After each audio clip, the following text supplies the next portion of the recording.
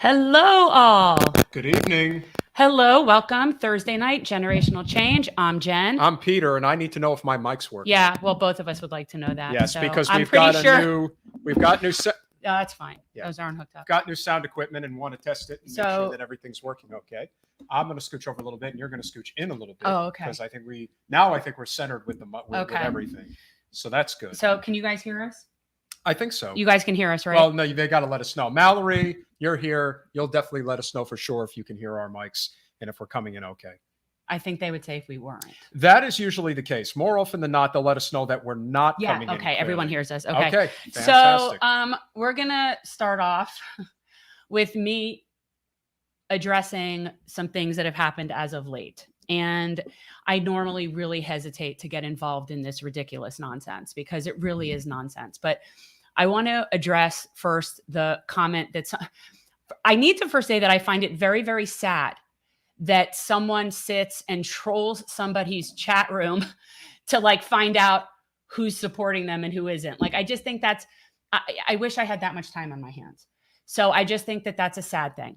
But that aside, I want to be very, very clear about why I support Tim Black, why I donated to Tim Black, which I'm very happy to do so. I'm also a Patreon. So anyone who knows me knows that for a long time, I have been saying that there need to be more Black content creators on the left with larger platforms. And really, Tim is the only one that I know of that has the size platform that he does. And that's so important. It's beyond important. So I don't, it isn't so much what he says, it's who he is. But here's the other thing.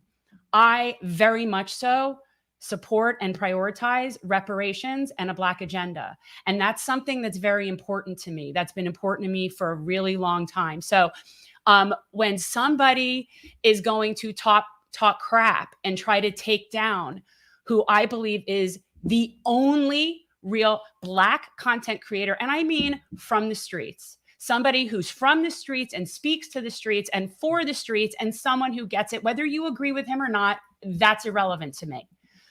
And the idea that people are trying to stifle that or cancel that is just not acceptable to me. And the way I look at it, and I felt the same way when we talked about when Anna went after Aaron. When I look at people that are attacking people that I feel are part of part of our progress, like people that are tools of progress.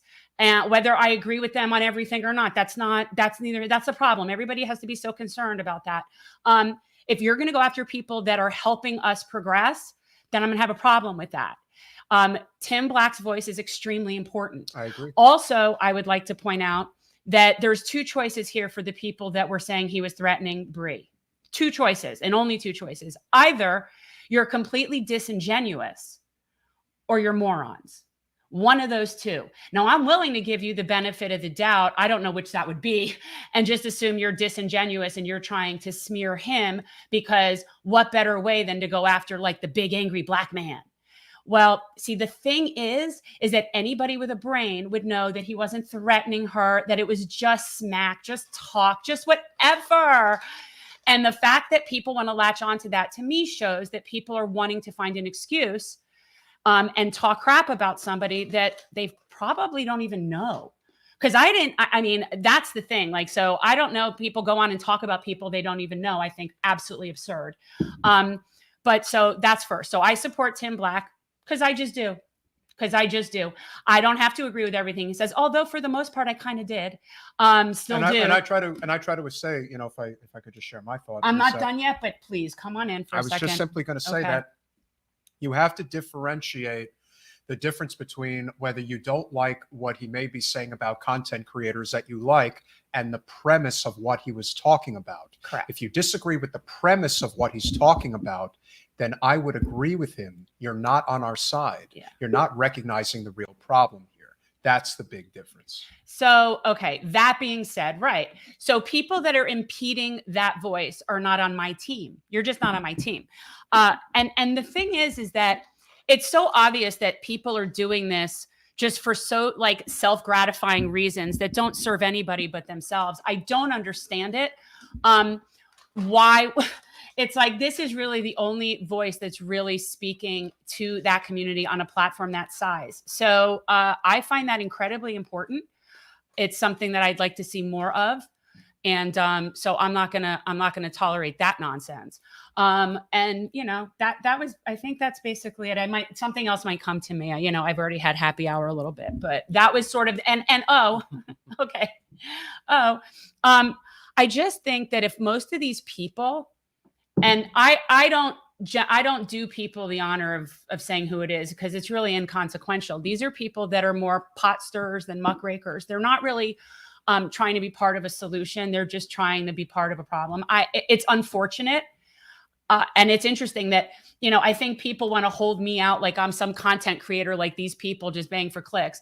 I'm a lawyer, a wife, a mother. I don't give a crap. I don't need this job. I don't need the money. So I'm not grifting. Also, we're not making any. So it's, you know, I'm not about what you're about. That's another thing I agreed with Tim. He said, I am not in this for why you are in this. So you can all sit around and talk about each other. I saw somebody put a post came on one of the threads today because of the Tim Black video and said, well, Jen and Peter are making a 6-figure salary anyway. So oh, all right. I'd sure like to know where those checks are, because I haven't seen them yet. You know, we get like $180 a month from the I think from the Patreon. Hey, that's better than nothing. I mean, at least we're putting out some good content. But yeah. So guys, for all the people, if you guys want to pick on me and say trash about me, I love it. Please keep saying my name, because really it actually helps us. Just like you keep saying DeSantis's name, like you think that's going to hurt him. No, it's not. It's going to help. So keep talking about me all you want. It doesn't bother me. I really don't care. I don't have the same, I'm not in this for the same reasons you are. So, you know, I am absolutely comfortable. And if you want to know, answering the person who posted that felt the need to tattletale on me for donating and supporting Tim Black, which proud to do so, felt the need to tattletale and put out this posit like, I wonder what kind of candidate or what kind of representative she'd be or something like that. Somebody with integrity. Someone with integrity, someone who doesn't. And let me also say something. In that particular tweet, it said I was supporting someone that was smearing them. I wanted to explain the difference between smearing and calling out. You were called out. What you're doing by implying that someone like Tim was actually threatening violence or really wanting to hurt somebody, that's a smear. That is correct. So you don't like that you were called out. The end. Don't come for an attorney if you don't know how to back it up. It's just ridiculous. Exactly. And these people are basically the people that are all still mad at me because they weren't invited to the Julian Assange party. Well, again, unfortunately, it's so ridiculous. Grow up. Drama gets clicks. That's a very big part of this process. And, you know, a lot of where Tim's anger came from is the fact that Nina gave so much of herself and has given so much of herself to try to help build this much needed non-corporate movement.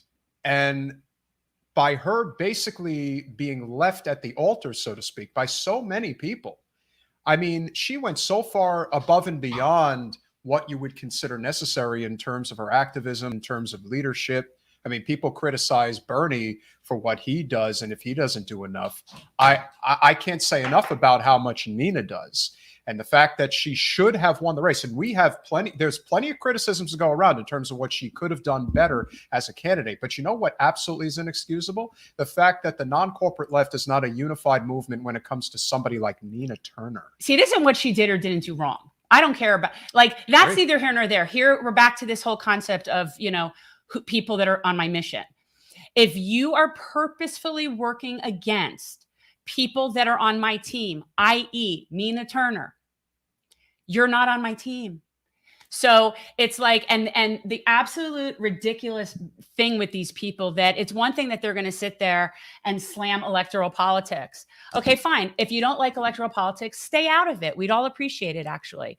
But to just be spoilers, and they have this nanny, look, Nina didn't win. It's like, these people are like stuck in a junior high mentality, and they're also, to me, seem extremely privileged. And when I listen to somebody like Tim Black that's basically begging and pleading for people to care about Black people dying in his neighborhood and where he comes from, and these people are like, well, if Nina came to my party, I would go to hers. Get over yourselves. You people are ludicrous. We went to great lengths to get a community garden built in the most plighted Black community in our district. And it was coming along really nicely. But then the real Karens, if you will, found their way into this neighborhood and sabotaged the whole process. And people in the Black community that desperately needed this for their children, for their community as a whole, didn't have it anymore. And that's the type of story, that's the type of stuff that we should, as a non-corporate left movement, be talking about. Yeah. That's what matters. And unfortunately, that's not sexy. That doesn't get a lot of clicks. And we're seeing just sort of this, the boat's just kind of rocking back and forth right now. And eventually it's going to tip over if we don't get ourselves straight. And so I do think that this is, Mallory, yes, the garden is gone. It's gone. And why is it gone? Because a very wealthy woman who is from Sunny Isles. That's not why it's gone. No, but it's what started the it's what started the process. Because the neighborhood's being gentrified, basically, 100%. And 100%. That's what happened. Yeah. And so somebody saw an opportunity and decided to screw the people screw over. the poor Blacks. Who cares about them? And by the way, that neighborhood, we actually had like almost a farewell party at the end, like the last weekend we're at the garden. Yeah. And everybody came out and it was so nice. And people have no idea how much that garden, for the limited time it was there, was so incredibly cool in that neighborhood. And everybody brought people together. Oh, it really did. Like, it was great. Every single time I was there, somebody new would just walk up and be like, hey, what you guys doing?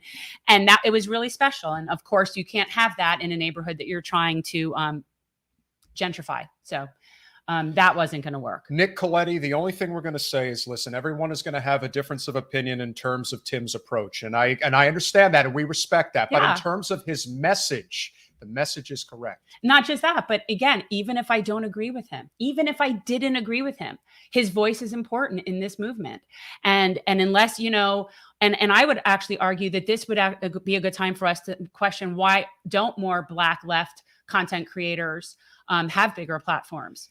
And that is something that we absolutely need to work on. But anyway, I digress. So I'll support Tim because I just support Tim. Agreed. I don't have to agree with everything. And I think that's a great segue into our conversation this evening, because one of would have been considered one of the perennial up-and-coming leaders, if you will, of the progressive movement, did run for Congress twice against the queen bee herself, Nancy Pelosi, and Nancy Antoinette. Nancy Antoinette. That very, very fitting, I would say. You two will have fun reuniting, and of course, this is also very sentimental. This is a very important conversation that we're having now with Shahid Buttar, because Shahid happened to have been our very first guest on the podcast. But that's right. But he's not coming alone. He's actually coming with I guess you call a colleague, a lovely lady named Gloria Berry. But we're going to have them tell the story. Yes, they have a wonderful, well, I wouldn't say wonderful story, but a very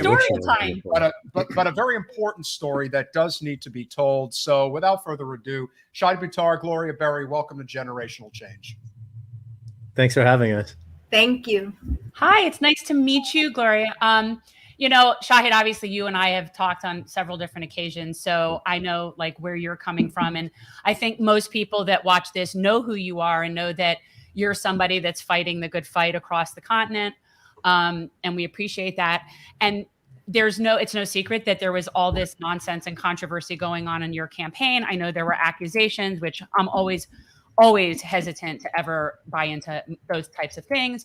But would you just start out by talking about what the issue, where this came from, before you talk about the lawsuit, just like give a little background?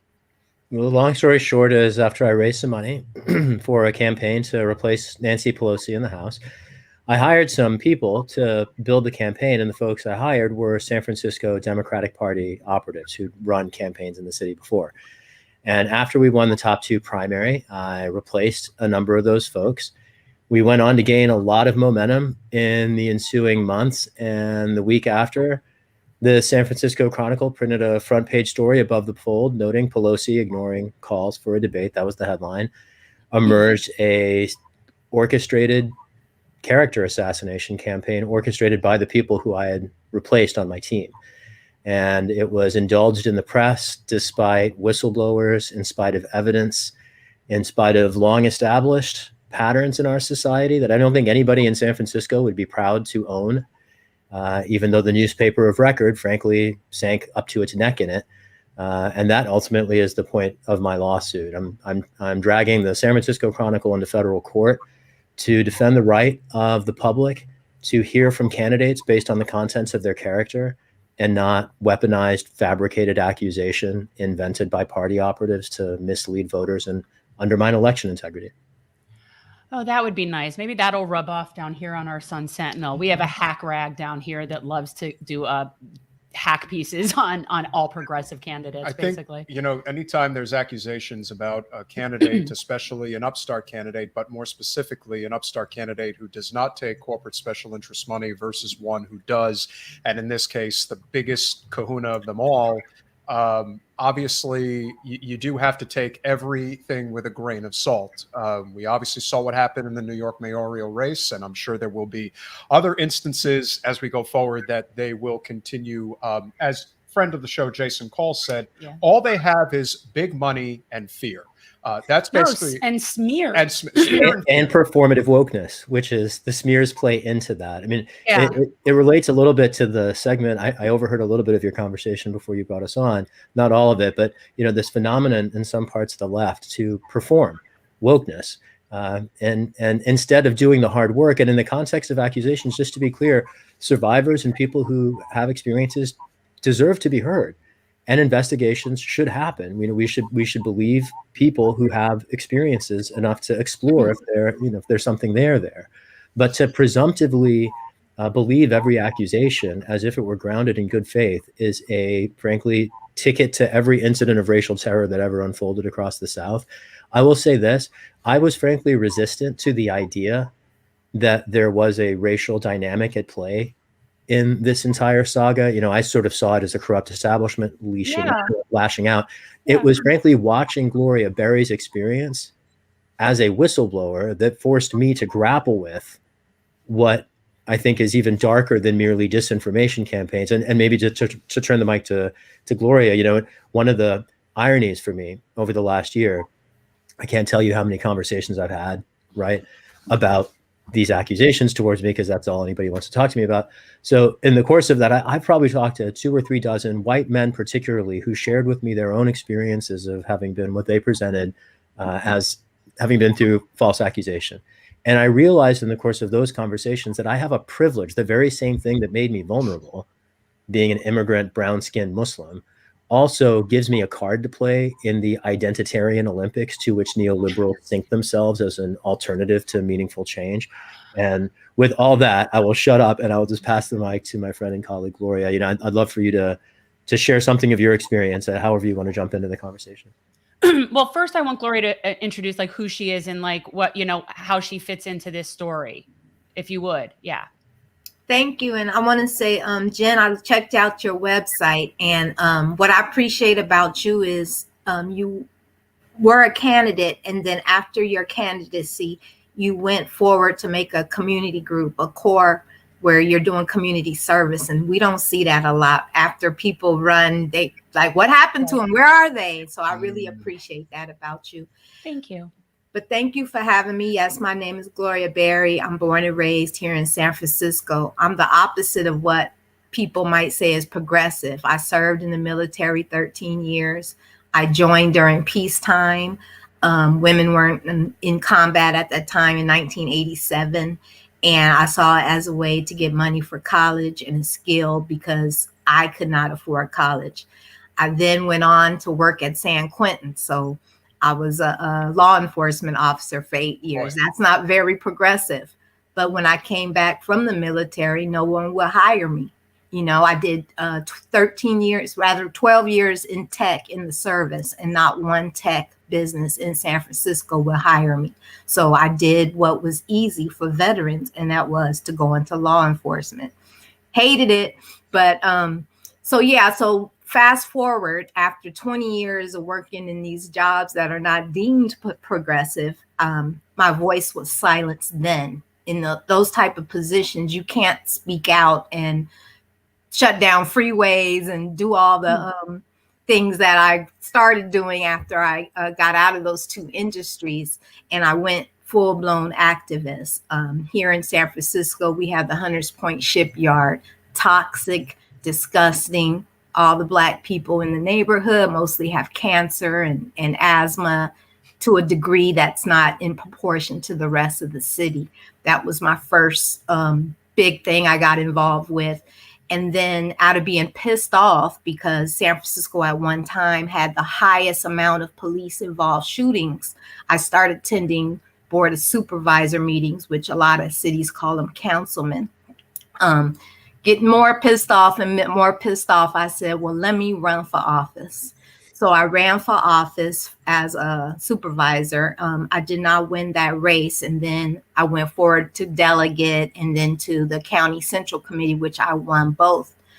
And to bring it home to Shahid, a term that I'm really getting used to, and I felt it and seen it, but never really knew how to say it, is what Dr. Cornel West addressed as superficial diversity.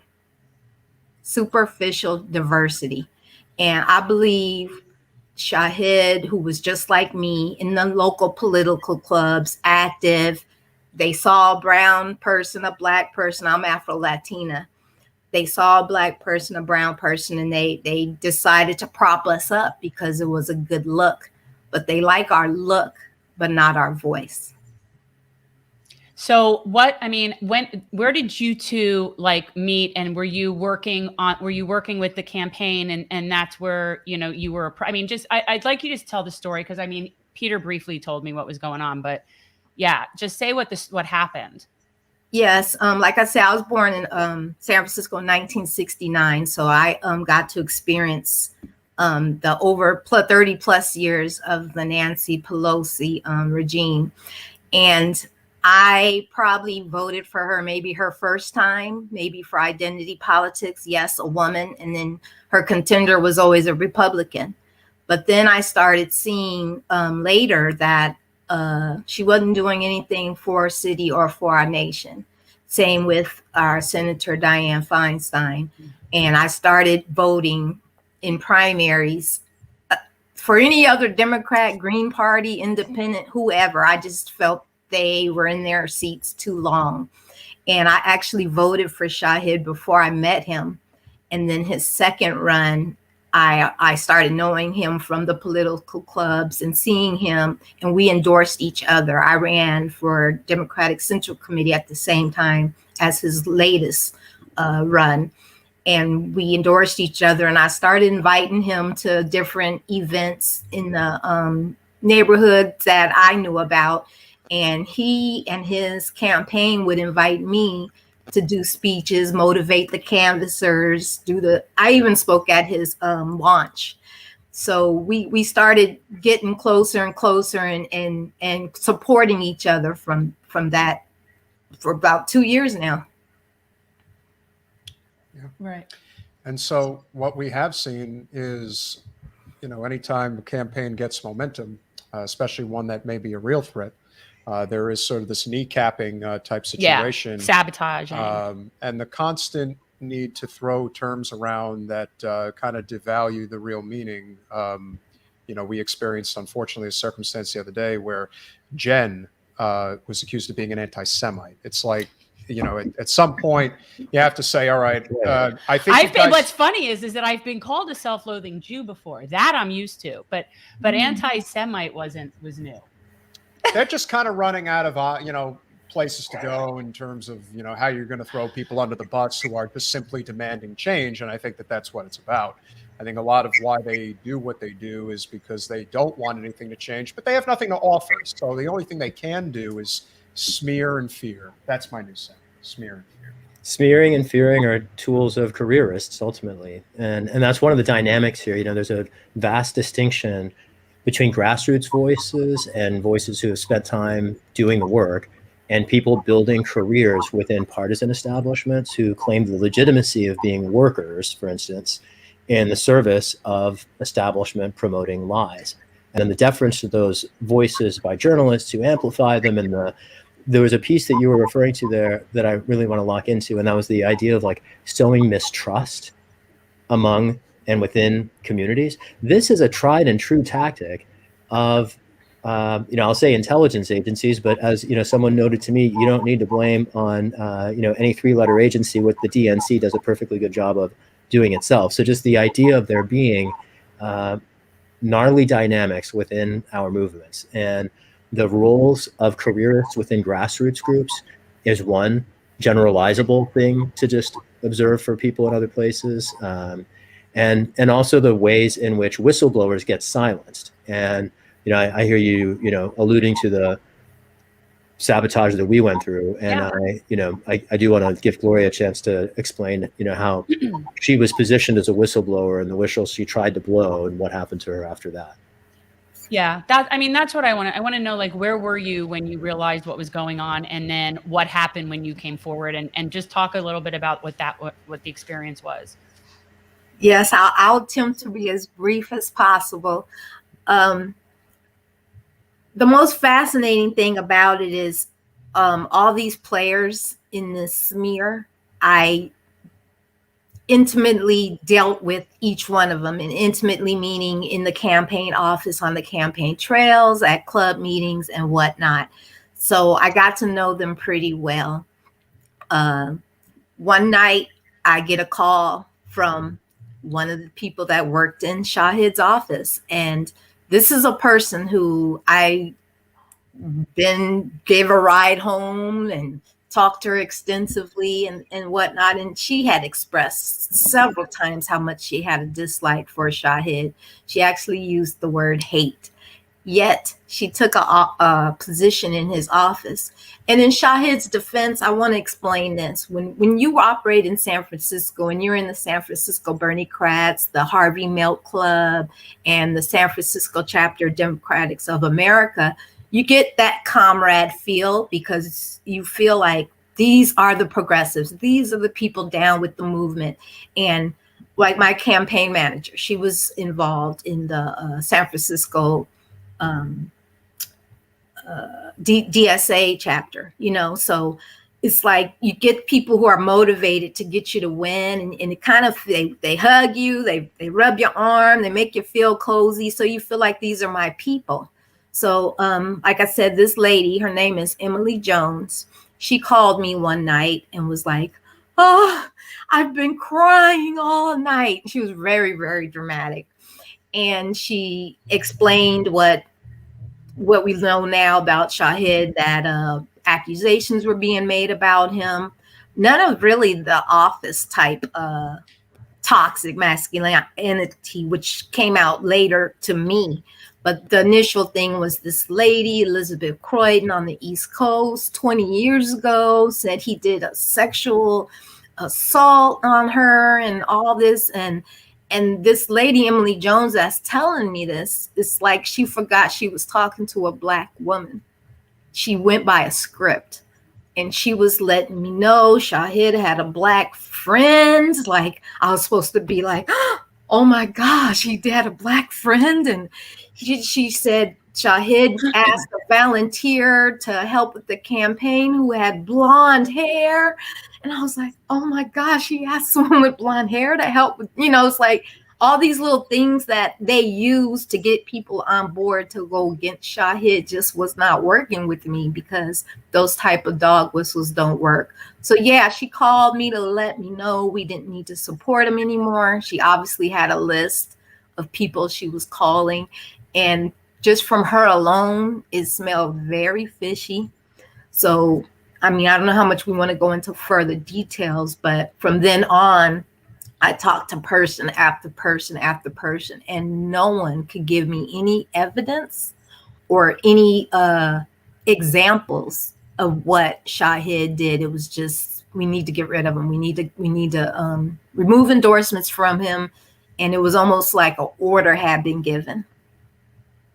Yeah, that's just, it's not surprising to me at all. I mean, I mean, I can almost predict when things are going to come down just based on if you're starting to get ahead in some way, someone's going to try to cut you off. That's how it works. But what did you do? Like, who did you tell that, you know, that they were like doing this and that they were, you know, trying to just like upset his campaign and sabotage? Right. The very next day, I called a San Francisco Democratic Socialists of America member who I got to know very well through the campaign. I was like, what's going on? You know, I got this call from Emily Jones last night, and she ironically said almost the identical statement that Emily did. It was the script, you know. Oh, he had a black friend. Like, okay, isn't that a good thing? You know, like, you know, and she just got off the phone with me because she was just saying, I believe this is true. I believe this is true. Because Shahid used to get upset about me telling him how to dress, how to wear his hair and whatnot. And I was like, you did that to me. You told me I needed to wear blazers. You told me I needed to straighten my hair and not wear it in an afro, you know. And she got upset, got off the phone with me, but I just kept on. I kept talking with different people in that chapter, and they say, just believe me, it's bad. Just trust me. He's not good. Just, it's like, no examples, none. And then I eventually called Shahid myself. I was like, this is a lot being said about this man. I need to get his perspective. And when I called him, he said it was the first he had heard about it. You know, when I was Jen's campaign manager, there were times where I would recognize that I was, you know, maybe too harsh on some of the people that were on the campaign, because I lived and breathed it every day. And sometimes in the moment, you don't necessarily recognize that what you're doing may be a little too rough and tough for some people. And I always make sure to go tell them that, you know, it's not personal. I really appreciate you.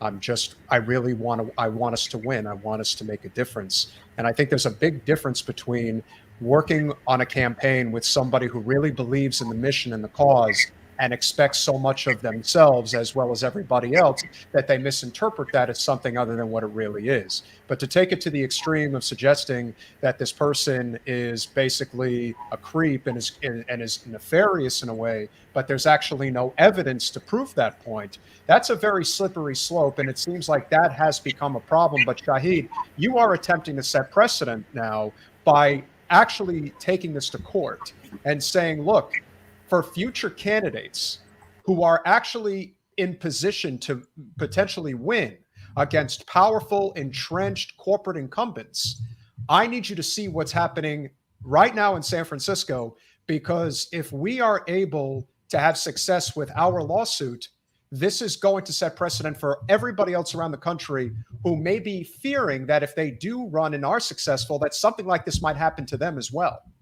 Right. You know, I think about that as vindicating the democratic process from this pattern of weaponized accusation. The performative wokeness that we were talking about before is ultimately a threat, more or less, to anyone who would challenge power. And it's one thing for people to make accusations. And just to be clear, I'm not suing any of my accusers. And there are all, and I want to get back to the whether or not their claims were made in good faith or bad faith, because we sort of brushed up against that and sort of slid past it. But I want to come back to it after just addressing the lawsuit. The entity I'm suing is a newspaper, because it's one thing for people to spread a bunch of lies. Journalists are supposed to look for facts. Exactly. And call back whistleblowers and cover evidence. So when you have journalists indulge rumors and suppress facts, they basically do to themselves what Donald Trump always accused them of. I mean, it's profoundly ironic to be trying to defend the press from itself, ultimately. I mean, it reminds me of our relationship to democracy, and that all of us are trying to defend a democracy from itself as well.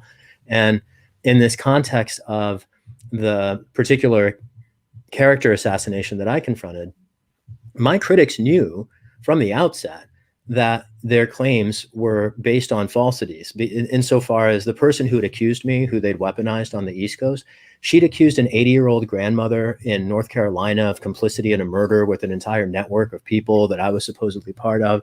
And this went back for years. And so I knew this person as someone who like told a bunch of lies about a bunch of people. And I couldn't say that as a person accused, right? Because that's just like prototypically the character they tried to paint me as. So I kept my elbows in. I just trusted the press. For the first week or two, I was unfazed. I was like, the facts are going to come out. This is all going to blow over. There's nothing to see here. And it turns out, even if you don't have any skeletons in your closet, enough partisan operatives armed with the press can hang a bunch of skeletons in your closet.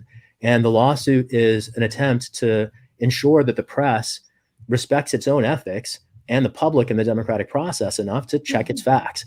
And particularly in the context of accusations of this sort, it's important to take time to investigate before publishing. There's a real lesson here. And I want to call out Akella Lacey at The Intercept, I don't understand how she's still a reporter. It boggles my mind because the excuse for journalism, and I have respect for The Intercept's journalism, but in this case, we saw multiple whistleblowers suppressed. We saw a story revised 4 times that they couldn't get right even after 3 subsequent revisions. And every subsequent revision issued in the dead of night, long after the publication of stories that were vicious in the first instance, indulging people who have been identified, people who've admitted their lies since, the worst of them. Yet still, these articles remain uncorrected and unfixed. And the phenomenon of people making accusations that are proven to be false, not to be called out. I mean, it's interesting, and I want to dig into The Intercept here. They had a September story walking back many of the elements of this hit piece that they published in July.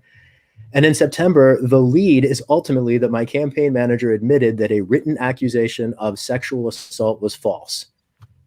Entirely fabricated. And somehow that shows up on like page 4 of an article Of course. that's presented in the headline is like, progressives wrestle with how to deal with accusation, instead of career operatives for the Democratic Party invent racist accusations to kneecap immigrant candidates. That's what happened here. And a bunch of groups got misled into doing that. And there was an attack on the voters of my district. And ultimately, that's why I'm suing the Chronicle, is to defend my district from racist election disinformation being printed by journalists who can't show up for their own basic, and I'm not asking for much here by way of press ethics, right? I'm not asking them to like bend over backward, but when you get a phone call from a whistleblower and there are a bunch of text messages on your desk showing that the people you're quoting on the record know that they're engaged in a smear campaign, those might be good things to tell the readers. But it's somehow, even still a year later, none of the journalists who covered this story at Mission Local, at the San Francisco Chronicle, at 48 Hills, at Broke-Ass Stewart, at The Intercept, not a single one of them have corrected their stories to include the whistleblower who exposed all of their sources as lying career operatives serving the Democratic establishment. And I'm really eager for the record to remain corrected. And I do think that this is a reflection of a pattern that demands accountability. That's why I'm in court. Ryan Grimm, if you're seeing this, just saying, we dealt with a couple of things.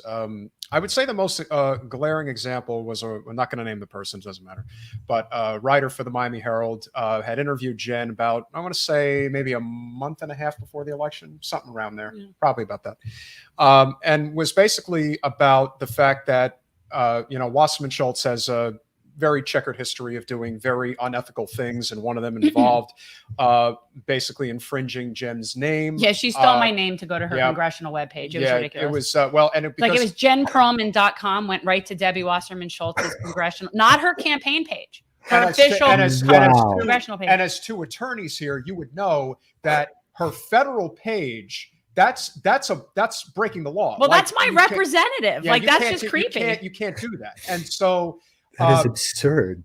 She took 2 of them. It was Jen Perelman for Congress and JenPerelman.com. Both went to her congressional webpage. So we know this stuff. Yeah, we were mentioned a couple of places. I'm pretty sure it was Lee Fong, if I remember correctly, who mentioned it in The Intercept. But this is what they were trying to interview me about. Yeah, okay. But the person who was writing for the Miami Herald, it was initially supposed to be because of what Debbie had been doing, because this is a clear violation. Right. And instead of that, the person writes a story saying how Jen is not viable to beat Debbie. And it's just like, oh my God, like, why do you guys do this? And you wonder why they say fake news, and it's totally true. And that's the problem. You can that viable word. Yeah. I can't stand it. And as much as people like to make fun of Trump, yeah, he's a terrible messenger, but the message ain't wrong. And that's the problem. Right. A lot of this is fake news. It just is. Well, it's just state sanctioned propaganda. It is. And of course, there is vested financial interest in Nancy Pelosi staying exactly where she is, just as there is vested financial interest in making sure somebody like Debbie Wasserman Schultz stays exactly where she is. And that's why they have to do things like this, because if you did have a debate with Nancy, it wouldn't go very well for her. I think it would be glorious. Well, I'm sure it would be. I think I would find it, I would be happy. But just as much as you were. The district deserves it. Just to be clear, she hasn't debated anyone in 34 years. Yeah. So as glorious as you and I might find it, and just to be clear, I would love to have an opportunity to ask her a few questions. Oh. That notwithstanding, like taking all of us out of it, just as a mere like representation of democracy, if you don't have a congressional debate in a district for a generation, like what pretense? We haven't had that. Well, what's here. even more we haven't had one here. I don't think ever. Well, the two respective, I use that term loosely, but the two leaders of the two major parties in this country are both representatives from California. One of them is 55 and the other is 80. If that doesn't tell you kind of where the two parties are right now, you don't have to like Kevin McCarthy, but at least he is somewhat more adaptable to circumstance. Not ancient. And the reality is, it's not just Pelosi. It's Durbin. It's Hoyer. It's Clyburn. They're all over the age of 80. I mean, at some point, you have to say that they're really desperately trying to hang on to power. And if that's not enough, Feinstein's pushing 90. So at some point, you have to say, yeah. Give them the hook. When's the dam going to break? And no matter how many of these smear stories they try to throw, it's at some point, somebody's got to make a stand and say, no, this is BS. You all need to know that it's BS, and not that there aren't circumstances that will happen from time to time. But overwhelmingly, when it happens like this, under these circumstances, it's being done for nefarious purposes. And so by you stepping forward and doing what you're doing, again, casting aside anything that one person's word against the other, and anybody who worked on their campaign may have had an issue. That's a separate issue. Yeah. But the fact that corporate media is running cover clearly for these entrenched establishment candidates, and there's nobody higher on the totem pole than Nancy Pelosi, it certainly speaks volumes as to the lengths that they will go in order to do that. Where does the case stand currently as of right now? We're waiting to receive the other side's reply. So that'll happen. There will likely be an exchange of motions before we get to the merits. There are a couple of themes that you touched on. I want to just make sure we draw out. One of them, you were describing a sort of class analysis to describe the bias in the media and the predictable bias that we encounter from corporate press. And I'd remind us here of when Dr. King writes in his letter from Birmingham jail, he speaks of how we should expect the opposition of intransigent enemies, but it's our allies whose conspicuous absence proves both disappointing and what ultimately enables injustice to continue, right? And so here, it wasn't just the corporate press. I mean, I don't think of The Intercept as corporate press. No. I don't think of Mission Local and 48 Hills as corporate press. These are independent press outlets that are still serving the Democratic establishment and printing. Here's where I want to complicate the analysis. I don't think a class analysis suffices to explain it. It certainly explains the phenomenon of smear campaigns generally, but it's really hard for me to look past the ultimate and very unfortunate racialization that I encountered, or the homophobia that Alex Morris encountered, like the leveraging of identity by the Democratic establishment using the very same kind of like identity trope straight out of the most racist parts of our country is a part that we can't look past. And I think to try to reduce that to class does the issue a disservice. I want to particularly invite, because we're skipping over this piece, Gloria, can you talk about what you experienced? You talked a little bit about what you observed in terms of the accusations towards me, but what happened when you tried to raise your voice? Well, I was naive in the beginning. I actually went to the clubs as an individual, had my 2-minute comment, and you can't even dig into this in 2 minutes, And I felt like, hey, if I let them know that I can counter this or that, or I was in that campaign office and I saw his campaign manager treat actually other people very toxic, including myself. She was very rude to me. She wouldn't let the volunteers pass out my campaign literature, although Shahid had endorsed me. You know how we combine campaigns into one bag. She wouldn't let me put my literature in one bag. And a commenter put that this is literally high school gossip drama. And it feels like that. It was very high school petty behavior. And it's the most frustrating part of it. And I kind of switching gears a little bit, but here in San Francisco, we have an ordinance called the Karen Act. And it's specifically for the white women falsely accusing Black and brown men of crimes, calling the police on them. So now in San Francisco, you can be fined for this type of behavior. So I, as a Democrat on the party here in San Francisco, I wrote a resolution in support of the Karen Act. But to tie it into Shahid, that's what it felt like. This one woman, his campaign manager, a white woman, this one other woman who tweeted from the East Coast somewhere that Shahid did something horrible to her. These two women, their word was enough. You know, Emmett Till was murdered because of a white woman's lies and what she said in the statement. And this is disgusting to me because they think, move on. You know, the campaign season is over, but this is Shahid's life. Take politics out of it. You Google his name, this type of stuff pops up. You tweet his name, someone comes back and references these accusations. It's just not right. Yeah. I'm all for people being held accountable if they do bad things. And if I was in any way the character that I was constructed to be, first of all, I wouldn't have run in the first place. But secondly, you might think that somebody in the 20 years I've worked with would have had a similar experience, except for the handful of people who worked with me over a period of weeks and then who we replaced, right? And all of them had political critique. Several of them were appointed to the board of an organization that endorsed Pelosi. Several of them were appointed to assembly delegate positions by the person who's now the vice chair of the state party. So there were plenty of rewards handed out to the people who orchestrated this. And the conflicts of interest, the suppressed voices with the facts throughout all this, you know, I'm sort of in the wake of all this, you know, left as like one respect, you might think of me as like a bird with a broken wing, right? And on the other hand, I think my critics made the mistake of thinking me to be ultimately a political actor because, you know, their smears certainly made me unpopular in some circles. And I think by calling out the racism in the clubs that smeared me, I've probably, in fact, I'm sure I've made myself more unpopular in some of those local circles, but I don't frankly care. I don't seek what's popular.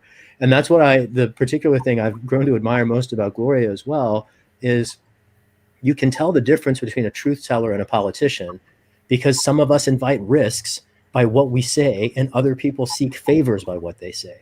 And, you know, politicians do what's popular. I don't care what's popular. I'm not even interested in it. I just do what's right.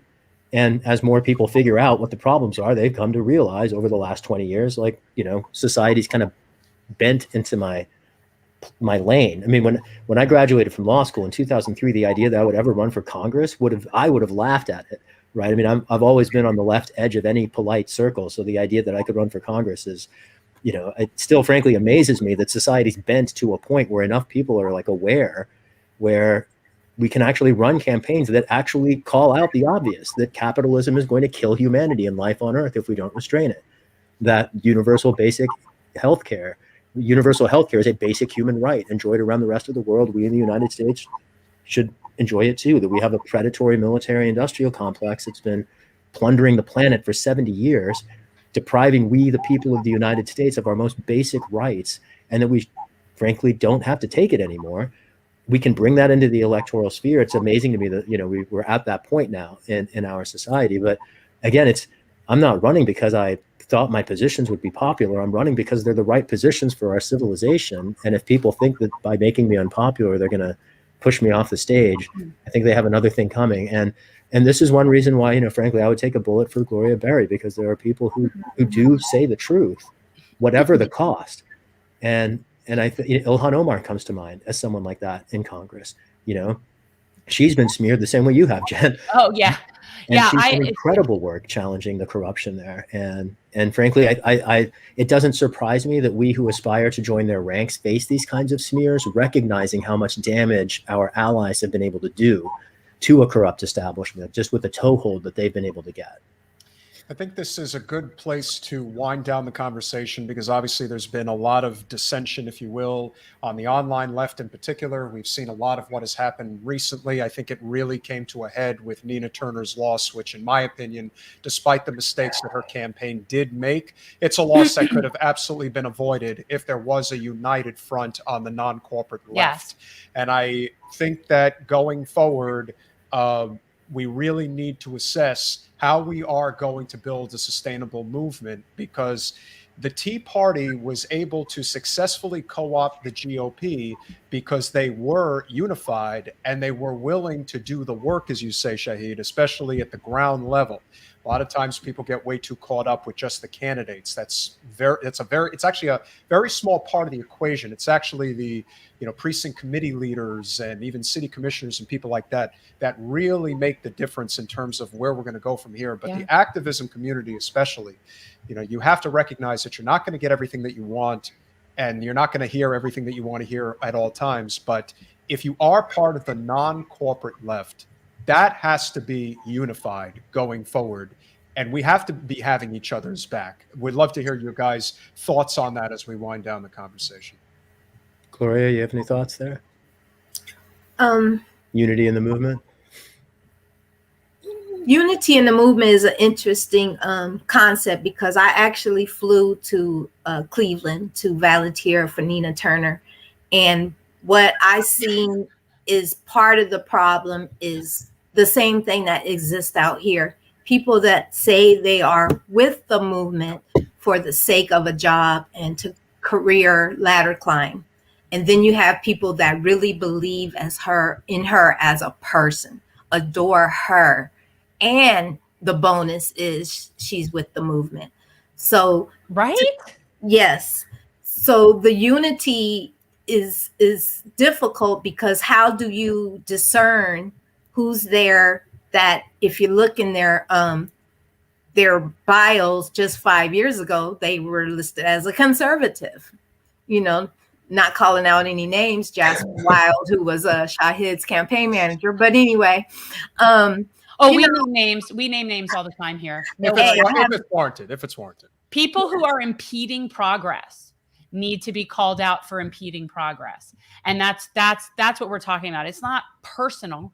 It's you're impeding progress of other people. And that's a problem. And that needs to be called out, whether it's people that are political and involved in campaigns, or whether it's content creators that are impeding progress. I think that we need to weed out the people that are pot stirrers and stick with people that are muckrakers. And there's a big difference between those things, as we see all the time. And I mean, I'm definitely honing in on who the list of people are that are on my team.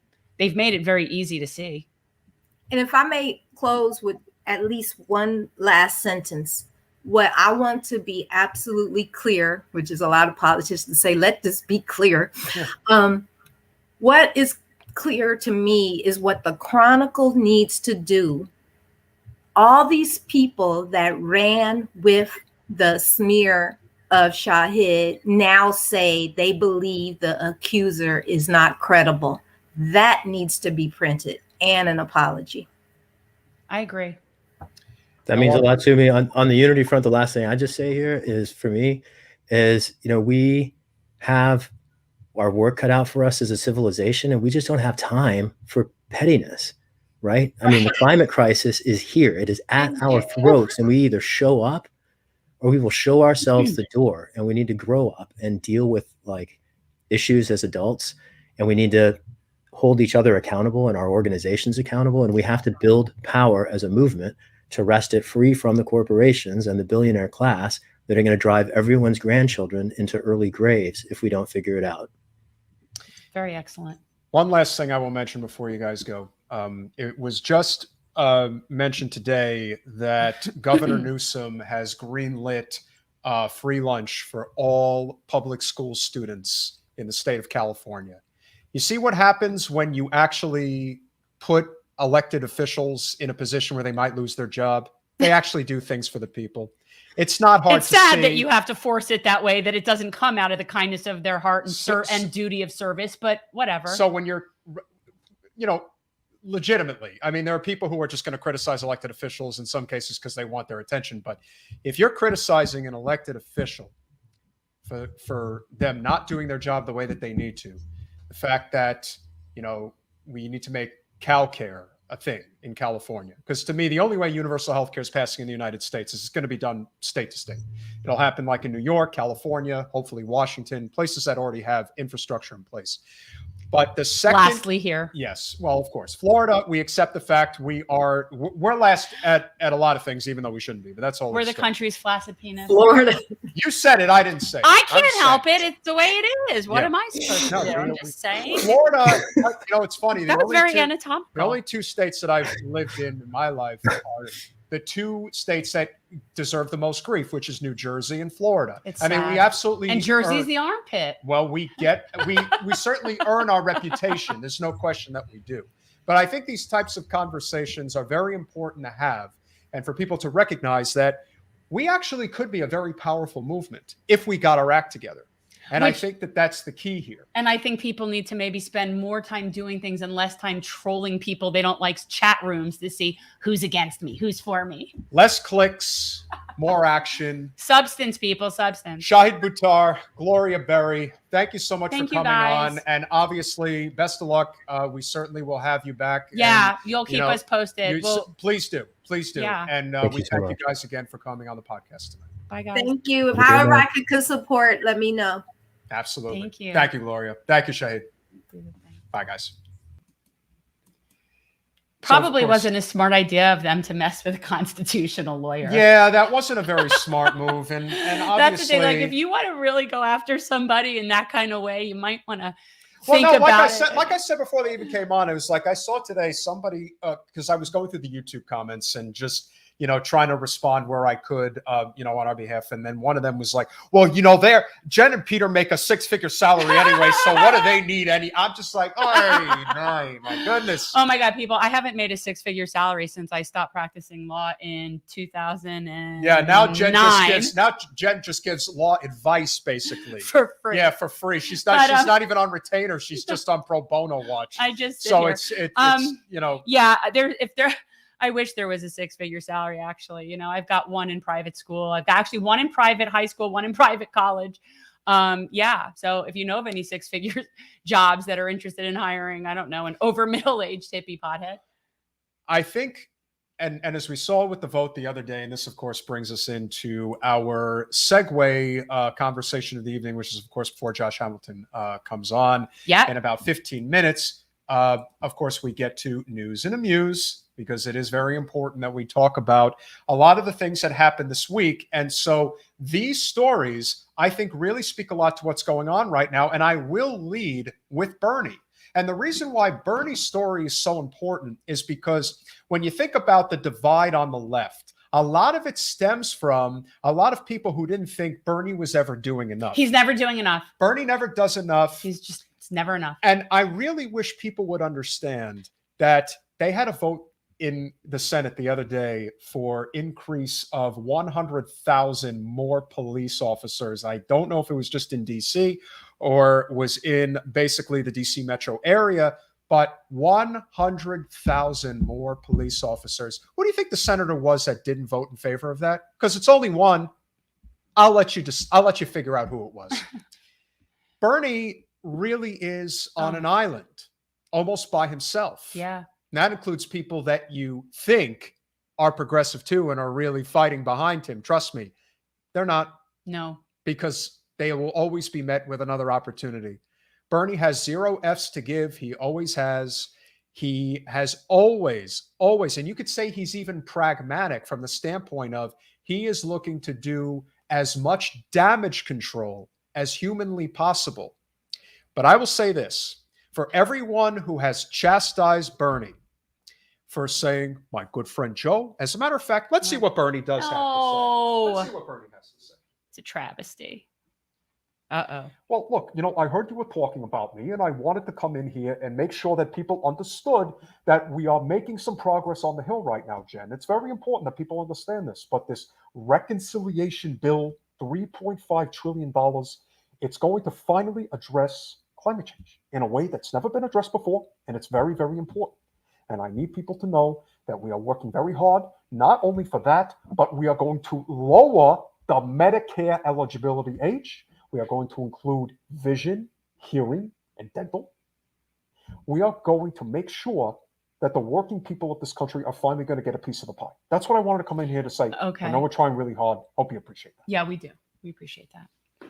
So the reconciliation bill, I mean, and this is something that they're really willing to do. I mean, I don't know that I believe that this is going to happen until it happens. Yeah, I definitely think that there's going to be some roadblocks, but the one thing I will say is, and this is the big difference, and I will say maybe the one really positive difference between Joe Biden and Hillary Clinton is that because of Bernie's relationship with Joe Biden, he saw to it that Bernie did become the chair of the Senate Budget Committee. And by being in that position, Bernie is in a very, very powerful spot to make sure that potential policy that is going to be enacted in this reconciliation bill could be as substantial as anything since the Great Society. Now, that's really saying something. You're talking 60 years, or almost 60 years. The idea that we could potentially have real progress in the environment and in healthcare, I think is incredible. That to me really speaks a lot to what we might be able to accomplish. And you got to tip the hat to Bernie. He really had a lot to do with this. The buck really does stop with him. Now, are they going to ultimately make a deal that's going to involve Kirsten Sinema and Joe Manchin? Yeah, maybe. That may be part of the process, which stinks. But Bernie by himself has really made an incredible impact. And the fact that he's still fighting at the level that he's fighting at, I know we want a lot of what we want, but my goodness, if that man has not left it all out on the field, I mean, he really has. He's completely left it out on the field and can't say enough. And of course, in Bernie's case, he not only is advocating for this, but he made sure to have an op-ed wrote on the Fox News channel. He's appealing to the GOP and saying, I want to explain to you why this is going to be good for you. And then he gets criticized for that, of course, right? Yeah. Some people give him a hard time for going on Fox. Or other people who say, I just won't go on Fox, because that's smart. Let's ignore half the country. Yeah, let's ignore half the country. Because it isn't just Fox. It's everything. It's Newsmax. It's OAN. It's all the conservative radio networks. If the sound bites get out there and people hear that, it's kind of like when Bernie was running for president, went on the town hall, and you had the Fox News audience cheering for what he was talking about. Of course. So it makes sense to have these conversations, just like we had with Carol Roth. And we'll have more conversations because we have to find a way to bring everybody together. And again, less fighting on the online left, more advocating for things like this, more involvement in the issues that really matter. Because if we did unify, like a Tea Party-like unification, it'd be amazing what we could accomplish. That's for sure. Right, Lou? Let's go from that to the ugly. Let's go to bye, Felicia. Bye-bye.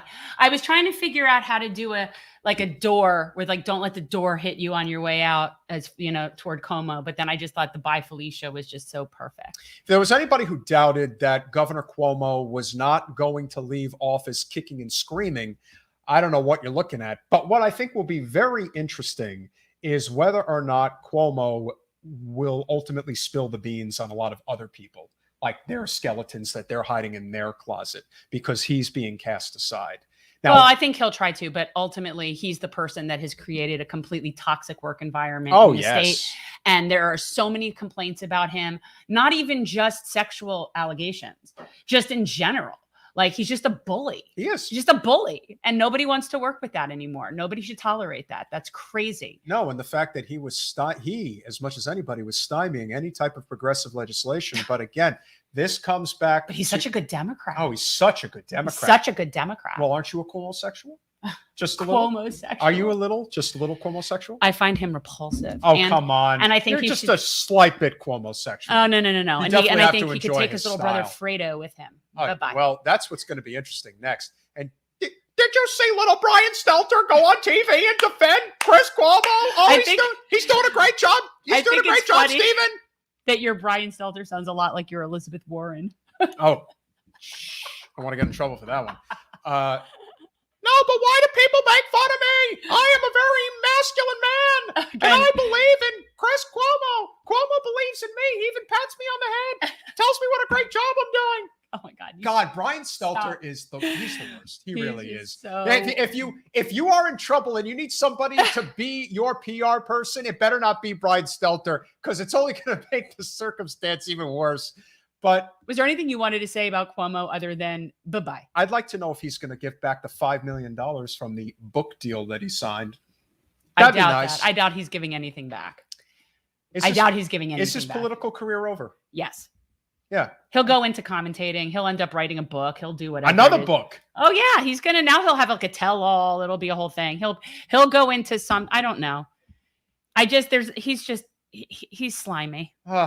Well, he's so as slimy. you got, well, again, we don't have a lot of good to say about the corporate or the establishment Democrats in general, but we do like to tip the hat of the fighting spirit. And of course, Jen was a Texan for a number of years. I was. Well, okay. My son is a Texan. He was born in Texas. So born in technically would be a Texas. So there you go. Yeah. And so the fact that the Texas Democrats really are taking the fight.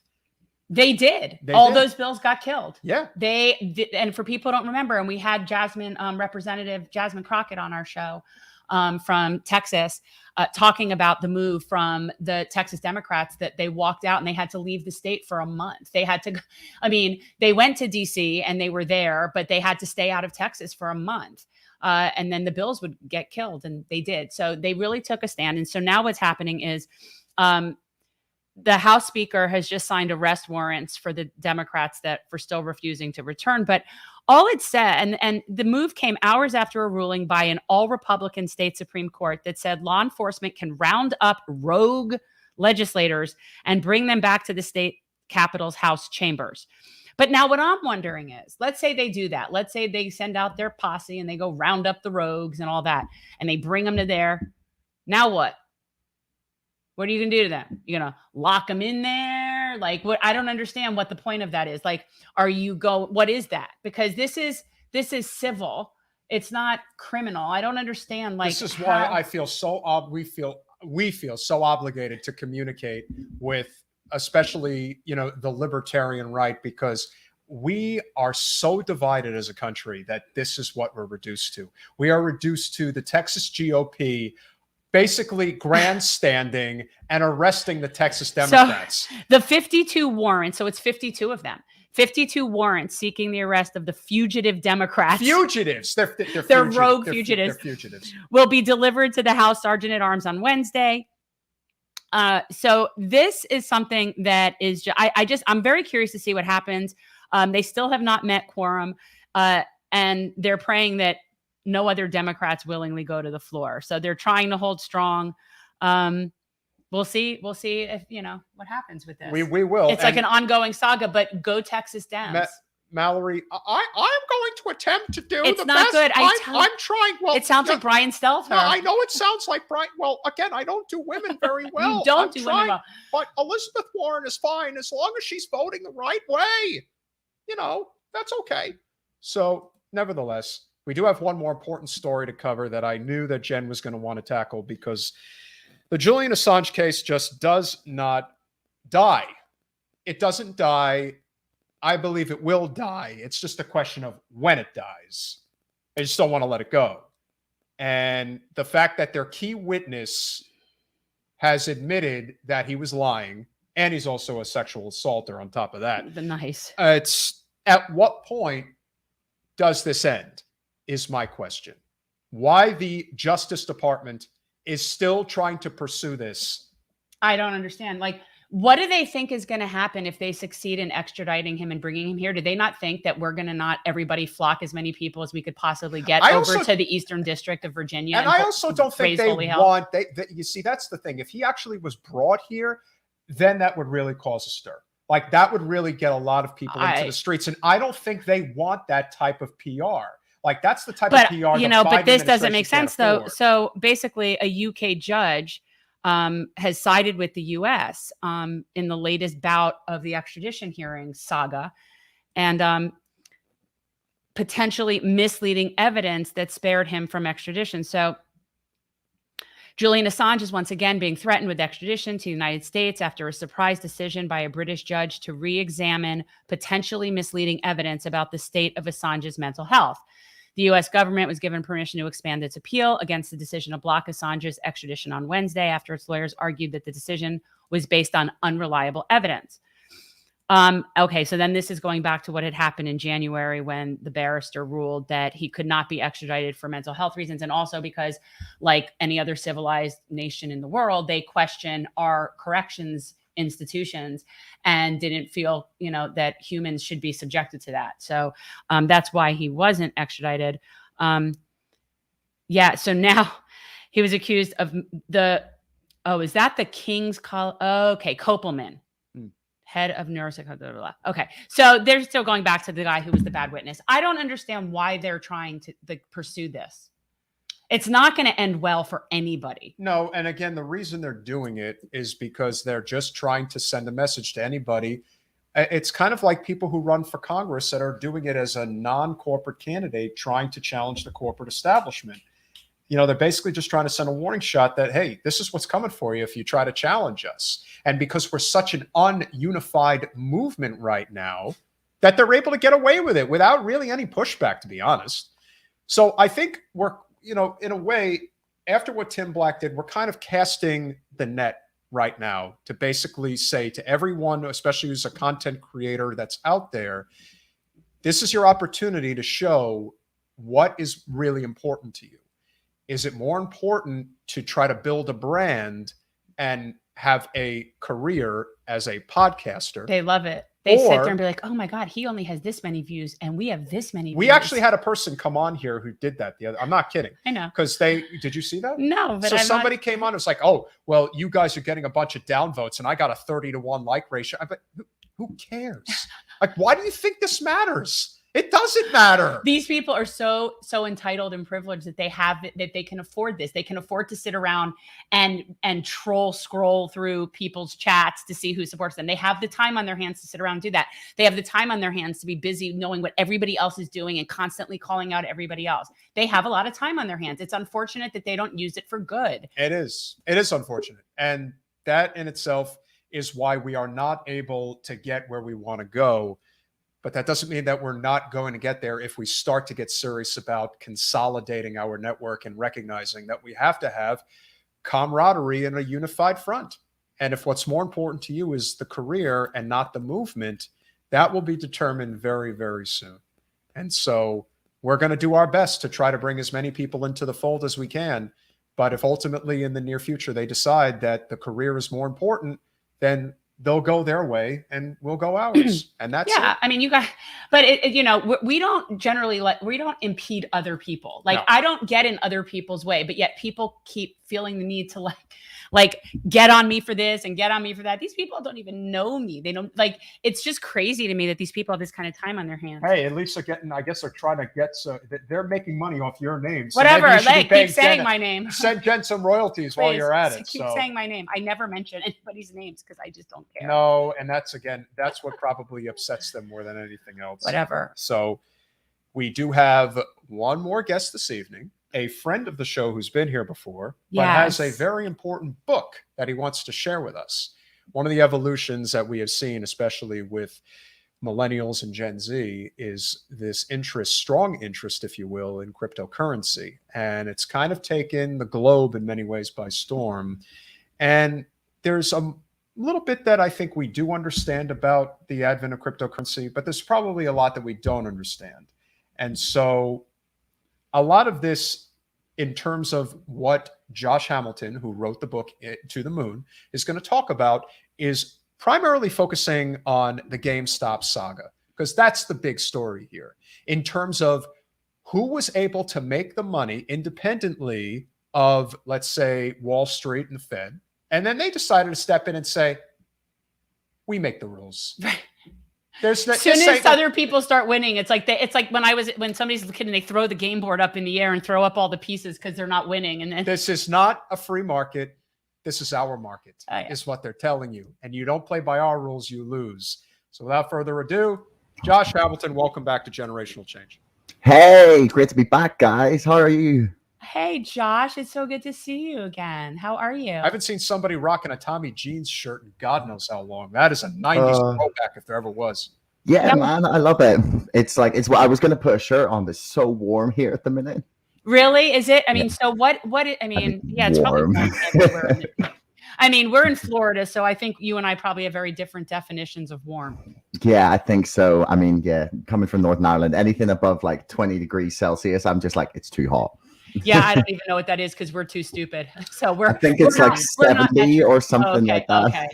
All right. Thank you. That's what it, They know it because they, not only are we the only people that aren't on the metric. Well, that's not true. We're one of the only ones. We're of all the, it's pathetic. Not only are we not on the metric, but it's like always somehow the people that are on the metric are capable of doing the conversion for us, which is even more of like salt in the wound of our complete stupidity. Yeah. Yeah. No, but then like we still in the UK we measure everything like distance in miles, so we don't have like kilometers on our signs or anything. You don't have kilometers? No, it's we have this really strange mix. So you still don't, you're not completely metric. You're just metric with some things, but you're still English with others. Mm-hmm.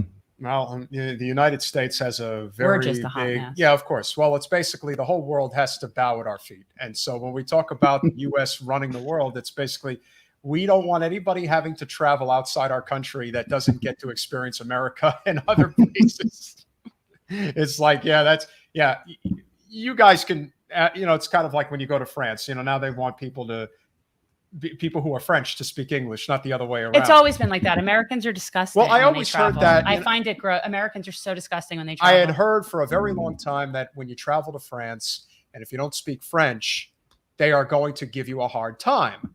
And it's like, well, we give people a hard time in this country who don't speak English. And I didn't find that to be true. I found the French people to be pleasant, and I didn't have a problem with anybody. But then again, I don't go into other people's places and demand that they do what I do. We do. Yeah, but the Brits can be pretty bad as well with just expecting everyone to speak English.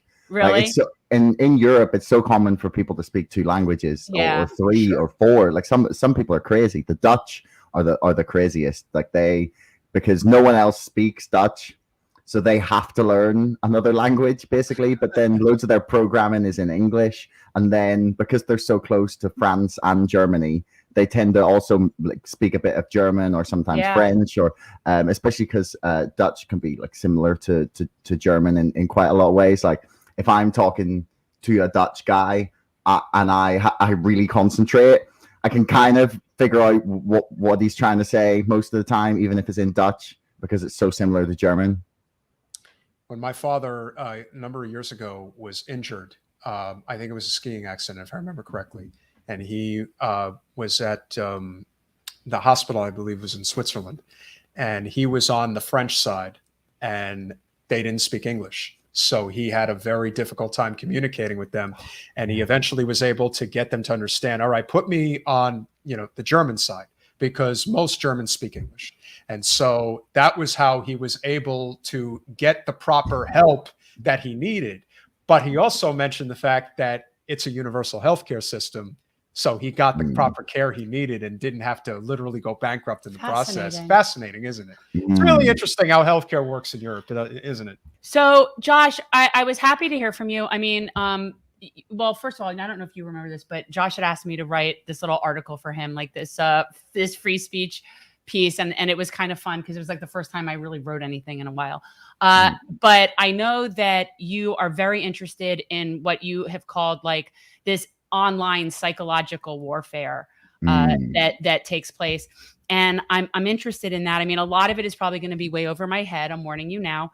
But talk a little bit about what the background is, why you decided to look at the GameStop case. I mean, obviously there's going to be the narrative that everybody would get from the news, that everyone would be like, okay, well, what are we missing? What don't we know? And so talk about, where this came from, where you thought you needed to sort of dig deeper into this.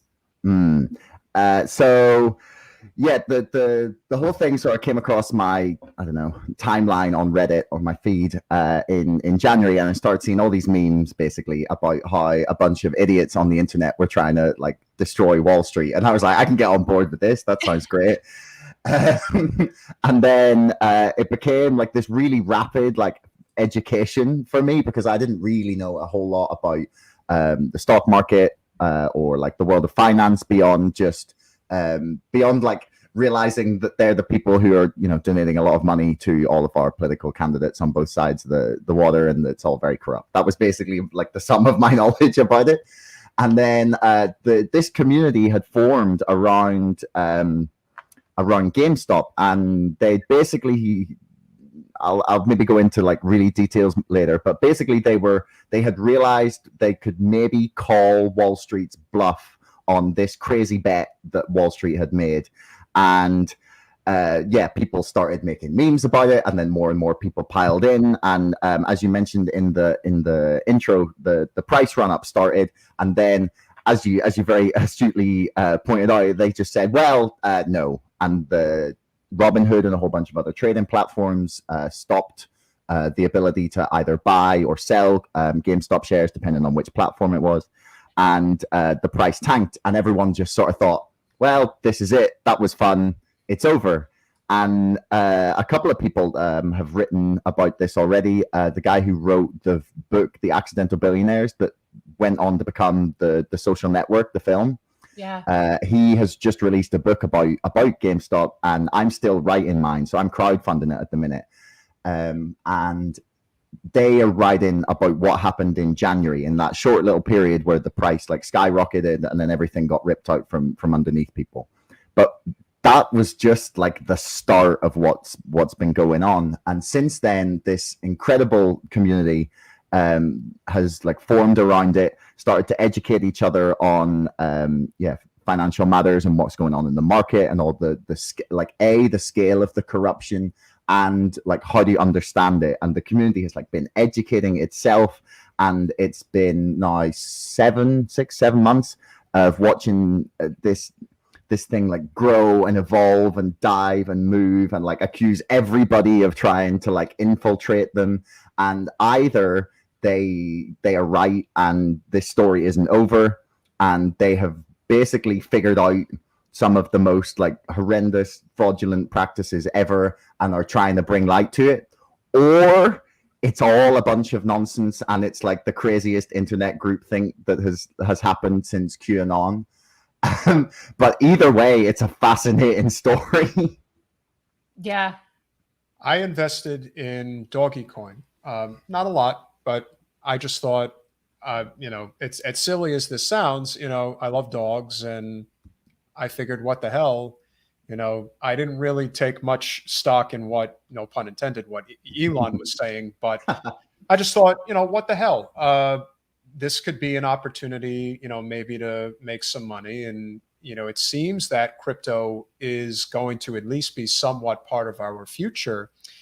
But in a lot of ways, it's like playing a slot machine. It's just kind of a guessing game. And because it's sort of this unregulated market, but one has to ask themselves, because our capitalist system as it stands today is cratering on collapse because it is so unregulated, and it so benefits the people who basically pull the levers of power. We stateside have to debate whether or not our elected representatives in the House and in the Senate are able to trade stocks. I mean, think about it. If people in Parliament were doing the same thing, I think a lot of Brits would have a really big problem with that. And it kind of are. Well, of course. And I'm sure that a lot of them probably are doing it to some degree. But here in the States, it's done with impunity. And our congresswoman got caught doing it. And people are like, no big deal. It's just part of it. I'm just a player in the game, as one of our candidates said. But then why did Martha Stewart have to go to prison? This is what perplexes me. Probably pissed off the wrong person. And I don't necessarily like Martha Stewart. I mean, she looks like she's a real bitch. I have no idea. I mean, I don't know. That's neither here nor there. But I don't understand why she had to go to prison, and they're all just doing it like it's just, like afternoon tea. But somebody has to step up and say this is wrong. That's the way I see it. I mean, that's basically what's going on. Like the thing that really, so as I mentioned, I'm crowdfunding it, so I'm about halfway through writing it at the minute. Oh wait, what's your website? Let's put it up. Oh yeah, you can go to it's when-moon.com. When spelled WEN, because that's like one of the memes. But yeah, so I'm like halfway through writing it at the minute, and the what you talked about there about is interesting. You mentioned that the idea about cryptocurrency is like some people are just seeing it as like gambling, like a slot machine, and that is essentially what Wall Street have been treating the entire like financial system for the past 20, 30, 40 years.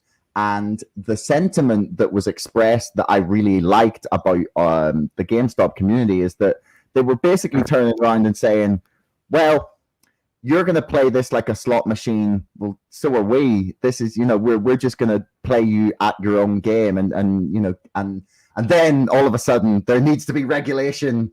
As soon as the little guy steps in, then all of a sudden, then it becomes a problem. And then you have all of these heartfelt, concerned billionaires going on CNBC and just saying, we're doing this for you. We're trying to protect you, the investor, because we care so deeply about you. And but it was hilarious watching these billionaires go on and like try to pretend like they care about what like people losing their money. No, the peasants were getting uppity. Well, the thing that I also found the most interesting, our planet is on fire, and yet literally the people who are in charge don't want to do anything about it because it's going to hurt their bottom line. No. But as soon as what we're doing with trading cryptocurrency is hurting their bottom line, they say that crypto mining is bad for the environment. Oh, that is bad. Is it bad? I don't know. I mean, I think mining doesn't sound good to me. In general, when I hear mining, I feel you're talking about carving something out of the center of the earth that was perfectly content. Here's what I would ask. There. Well, here's what I would ask. Well, it has more to do with the amount of power you have to extract in order to run the computers, the supercomputers and whatnot, in order to trade this constant trading that's going on. Remember, part of the again, it's no different than Wall Street. Only a certain amount of people are doing trading. So let's say you have 100,000 people at any one time, trading on the New York Stock Exchange, NASDAQ, and the S&P 500. And then you take it a step further and you get all these crypto crazies, if you will, involved. And now you got millions of people doing it. So you can imagine the type of power that needs to be utilized in order to make that so. So under that circumstance, I kind of get it. But we could easily have a clean energy grid and deal with something like that rather than these faux concerns about, crypto mining is terrible. Yeah, so is hydraulic fracturing, and we're still freaking doing it. Okay, but that's a whataboutism. If the idea of mining is just generally not by definition, if you're mining, you're taking something that's not renewable. Josh, can you speak to that? What the because I'm still not fully familiar with what crypto mining actually is and what it involves. So you're basically providing your computer power to process the transactions. That's the simplest way of thinking about it. But what you said about all of the different trades is kind of right. Like we're at least going in a good direction with crypto. I think it's at like it varies depending on what day, but it can get up to like 60-70% coming from renewable sources, and it's actually been improved since China banned it. And it's in places that have, like a cleaner grid, which is, it's moving in the right direction at least. But there's on Wall Street, they use a lot of high frequency traders. So it's just algorithms trading constantly back and forth when prices hit certain levels, when there's certain dips, when they've got algorithms set up to trade at certain times. And so they're all constantly firing things back and forth as well. So it's moving that much money and information around is going to cost a lot of power no matter how you're doing it. And I don't know, I guess people sitting processing cryptocurrency transactions, I would guess that it's probably not comparable to the energy cost of the global banking system. And if that's what they're trying to replace, you can't really start picking at them for having the same flaws as the financial system already has. Do you know what I mean? It's, if we're going to do stuff with that much information, it's going to cost a lot of power. So, and at least cryptocurrency seems to be going in the right direction with that. But one can only hope. But I will say that one of the most, if you think about the things that Bernie Sanders said when he ran for president in 2016, when he really just was letting it fly and really not even being concerned, because he probably didn't think he would win, but he was obviously willing to expose the system for what it was. And he said, the business model of Wall Street is fraud. And when you make a statement like that, you basically are public enemy number one to the establishment, because Wall Street is fraud. It's not real. It's, it's make-believe. It is make-believe. I mean, Wall Street is one of the best movies I've ever seen. We're hoping against all hope to get Oliver Stone on our podcast one of these days. We're working on it. We're working on it. We have a friend of a friend, so we'll see what that might actually lead to. But everybody talks about Wall Street in the speech that Douglas gives when he's making the speech to the shareholders. But in reality, the speech of the movie is the speech he makes right after that to Charlie Sheen in his office about how this is just a game. We run the whole show. Now you're not naive enough to think we're living in a democracy, are you? Well, it's true. I mean, that's true. It's all a facade. And the money isn't even real. No. It's like make believe. It's just a matrix. And he says the line is, money is not won and lost. It is merely transferred from one mind to another. It doesn't exist. There is nothing there. There's no there. And unfortunately, because of the inherent greed of humanity, even if it's fake, but you can still get your hands on it. And if you get lucky or, make the right moves, or dare I say even illegal moves, then people are going to do what they're going to do to live that high life, because it's very intoxicating. People want the mansion, the chateau out in the countryside. They want their private jet. They want to be able to date the supermodel and things like that. There's a lot of temptation that comes with trying to be a big shot. And so this idea that a lot of people all of a sudden are just going to get rich by trading crypto, it's a very intoxicating thing. And I think that that's sort of what you saw with the whole GameStop scenario. The only thing that I liked about it is the fact that there were a handful of billionaires that really took it on the chin. But it wasn't because, you see, the thing is that people are always looking for good guys and bad guys. There are no good guys here. It's a completely flawed system. It just so happened that some of the really, really big bad guys happen to lose. And it doesn't happen. The house doesn't lose often. That's right. No, but they're not done losing yet. That's where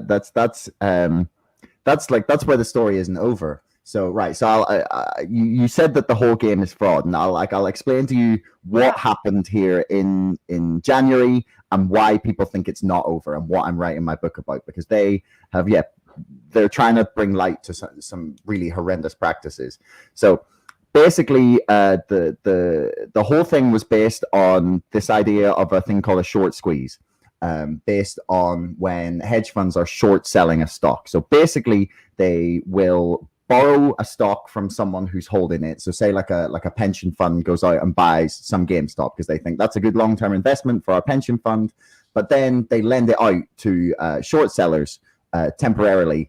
So there'll be a contract written and a fee agreed, and they take that stock, and the hedge funds immediately sell the share, with the idea that in a month, in 6 months, in a year, that the stock will be worth less, and then they will buy it back at less and keep the difference. And that's how they profit from that.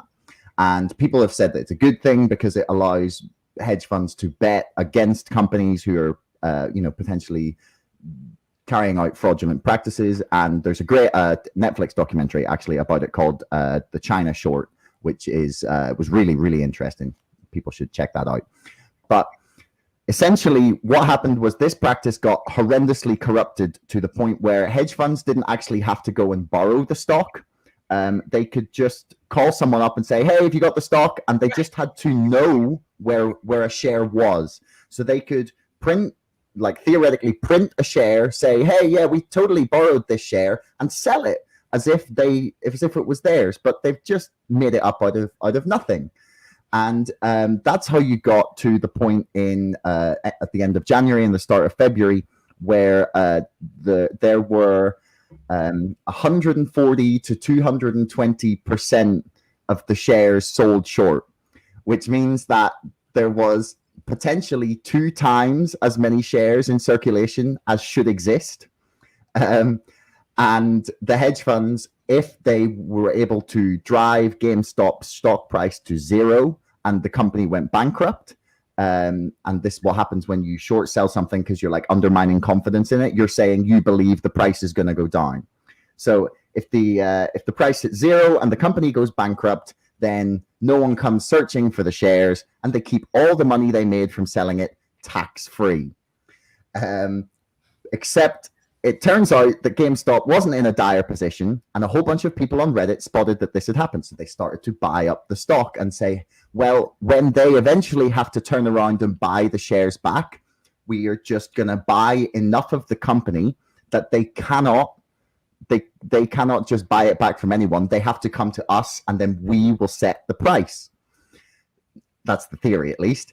And that's what happened in January when the price ran up to $480. And then it dropped down to 40 when they halted all the trading on Robinhood and whatnot. And then the prices slowly over the last 6 months, a couple of times, like started to run up and up and up and up and up and up. And then it just like hits something and it plummets again. And there's like loads of accusations of market manipulation, of really fraudulent practices to try and keep the price at certain levels.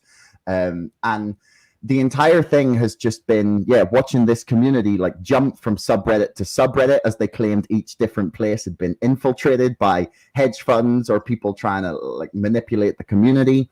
There's been like ridiculous levels of paranoia. There's been incredible acts of like solidarity and like kindness I've seen on there. It's been beautiful as well as like crazy to watch. It's got everything, and we're just waiting for the conclusion to see if the Redditors were right and that the shorts were never covered, essentially, that they still are sitting on this ticking time bomb.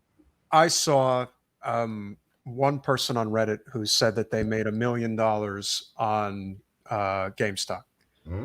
And that one guy, well, the guy who like led the movement, Keith Gill, who was Roaring Kitty on YouTube and Twitter. Yes, I know who Roaring. He made his well, at one point at least, his portfolio was worth $46 million. But this one particular person on Reddit, basically said, I can't believe I have $1 million. I'm now going to be able to pay off, I think, his mother's medical debt or something like that. Yeah. It was just so horrifically sad, but I think it spoke to the humanity that really does exist with a lot of people who, it's workaday people that deserve the breaks. Mm. And the people who unfortunately control our economy stateside, and let's face it, we're one of probably 2 or 3 countries that really run the world when it comes to the markets. That person getting $1 million to a hedge fund billionaire, he looks at that person who got that $1 million and think, that son of a bitch. Yeah. That's how because it takes a certain level of narcissism. It takes a certain amount of sociopathy. Oh yeah, no, these are psychopathic and people. Psychopathy in order to do this. Oh yeah. And so as bad as Trump is, and there's a lot of bad you could say about him, he's a buttercup compared to a lot of other people that swim in those waters. He may think he's a shark, but I could show you a lot worse people than him. And they just don't talk about it. Trump likes to be in the spotlight. Most of the people who do these things, they like a very low profile. They don't want anybody to know who they are. They don't even want to know that they're alive. It's kind of like the whole thing with what happened with Jeffrey Epstein and just kind of this whole, not even so much the crimes, but the people who were involved, these people that you don't even know that they exist, that they have all this power, and they run these markets. They are the ones who decide that once you're in there, once you're part of that club, it's a very, very, they say it's a big club and you ain't in it. Well, actually, it's a very small club and you're not invited. And so, That's such a great way of putting it. It's true. Well, when we had one of our most distinguished guests on our podcast, Norman Finkelstein, you know, he knows Alan Dershowitz on a very personal level. And Dershowitz is in the club. He's in that club. He is a very protected individual, but partially because he's like the lawyer in the firm. He knows everybody. He knows where all the bodies are buried. He knows where all the bodies are buried, and you can't touch that guy. Well, So- and you know, that's the kind of person that has it set up that if anything happens to him, He's got a kill switch. Oh yeah. Just like that's. But I would have thought Epstein did too. So that's my only concern. He does. Epstein does. Do you know what I found out today on this case? So I was shout out to Kirby Summers. I just interviewed her today. She's written like a whole handful of books on the Jeffrey Epstein and Ghislaine Maxwell case. Like she's the one with the kill switch. It's Jolene who has no. Well, maybe, but she told me today that the thing that nobody seems to remember about the Jeffrey Epstein thing was that days before he died, before he committed suicide, right? That he agreed a plea deal where he was going to talk. And that everyone seems to forget this. It's not just that, you know, there was suspicion that he was going to talk. Like he had agreed a plea deal and was only going to serve 5 years in prison, reportedly. And then they just cut him off. Got Arkansided. Yeah.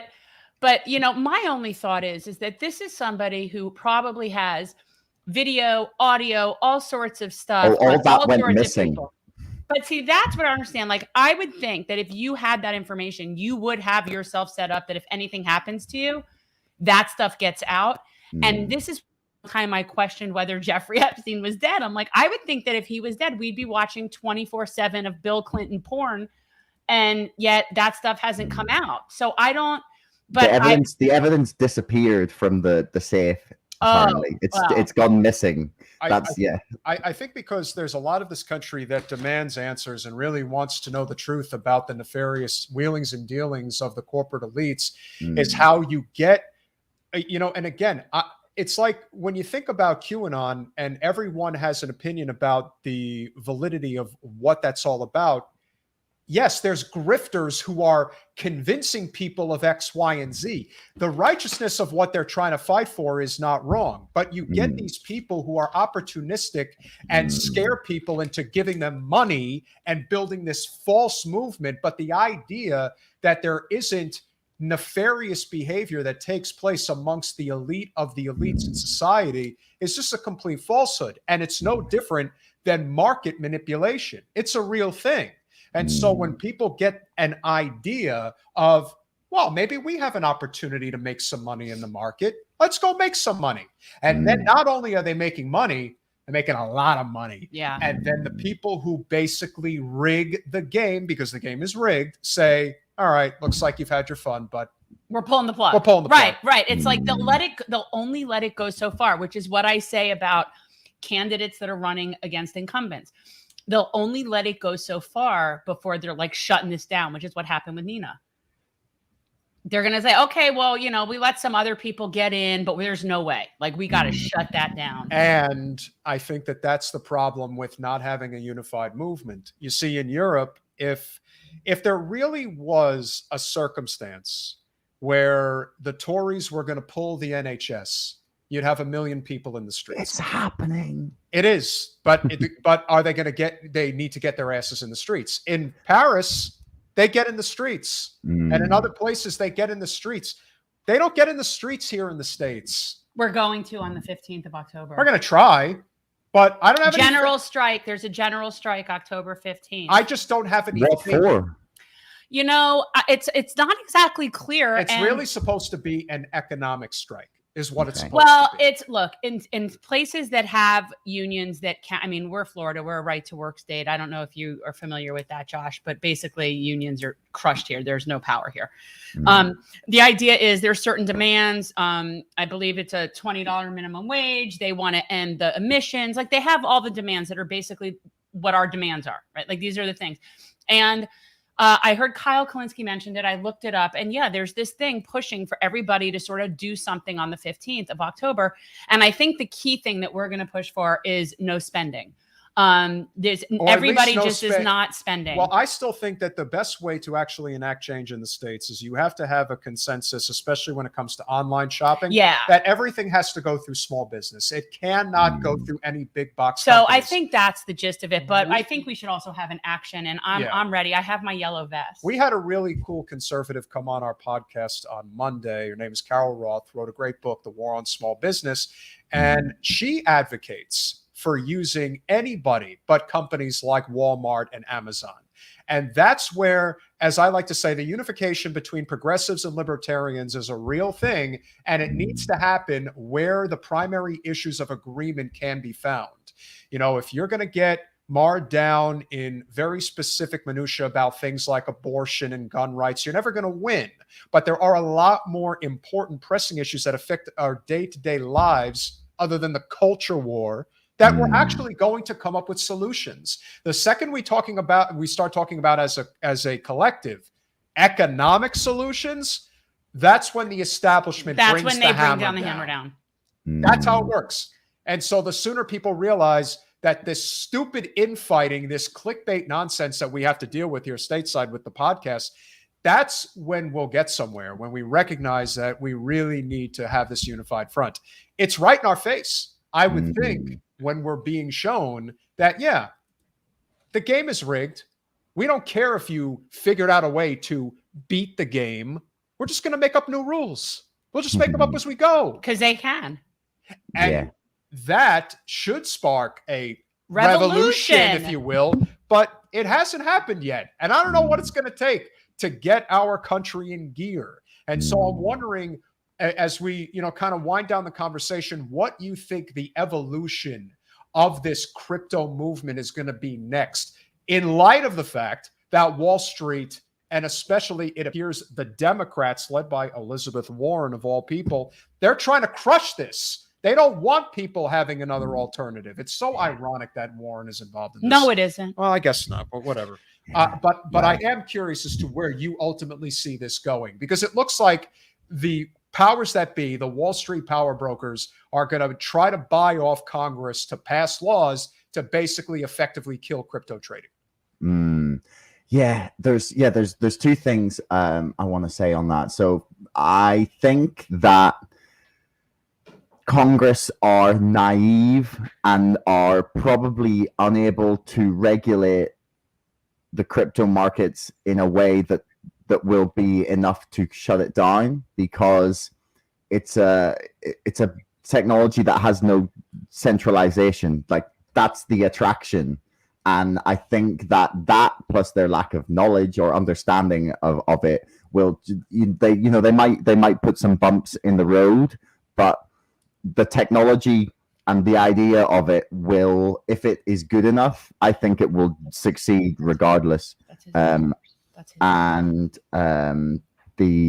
other thing is that, like, the GameStop thing has brought this amazing movement happening, like, behind the scenes, that I've been speaking to a few people, and I'm not sure exactly how much I'm allowed to say, but there's at least, I know, a website set up for a service called The Terminal, and they're attempting to, like, take all this interest in investing and turn it into a new platform where individual people can get access to the same sort of data and analysis that they have on Wall Street, and to be able to make it like a social platform, sort of like Reddit, sort of like Clubhouse, and sort of like OnlyFans. I've had it explained to me as well, but for finance. They said it was like OnlyFans for trading, I think was the tagline they told me. But essentially they're trying to take advantage of all of this focus that is on this and use it to not let the momentum and the interest and desire to make a fairer system sort of fizzle out. And I'm hopeful that they will succeed in trying to, take something out of all the interest that's focused on this at the minute, and turn it into something more tangible. So we'll see how it goes. Gary Gensler at the SEC is doing a great job, seems, at least anyway. The CNBC did an interview with him about all of the fraud that was going on, and some of the corrupt practices, like dark pool trading, which I'm still trying to get my head around. But it's essentially like a shady back exchange where a lot of the orders of retail investors are getting routed through. But he did an interview on CNBC, and they cut part of the interview out when they posted it, and he took the part that they cut out and tweeted it. Like, what a hero.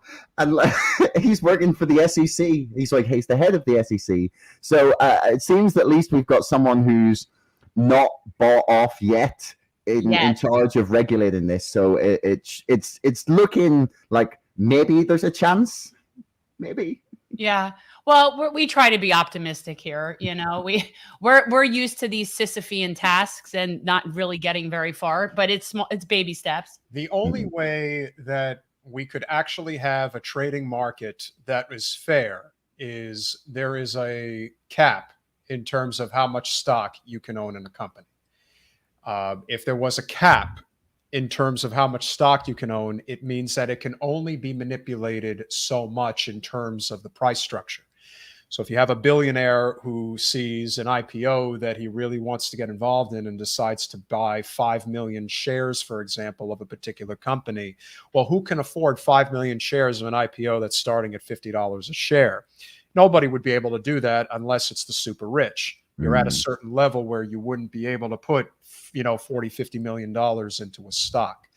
But if you had a cap limit to, let's say, kind of like almost like an IRA or 401k, you have like a certain limit in terms of what you can touch for a certain period of time.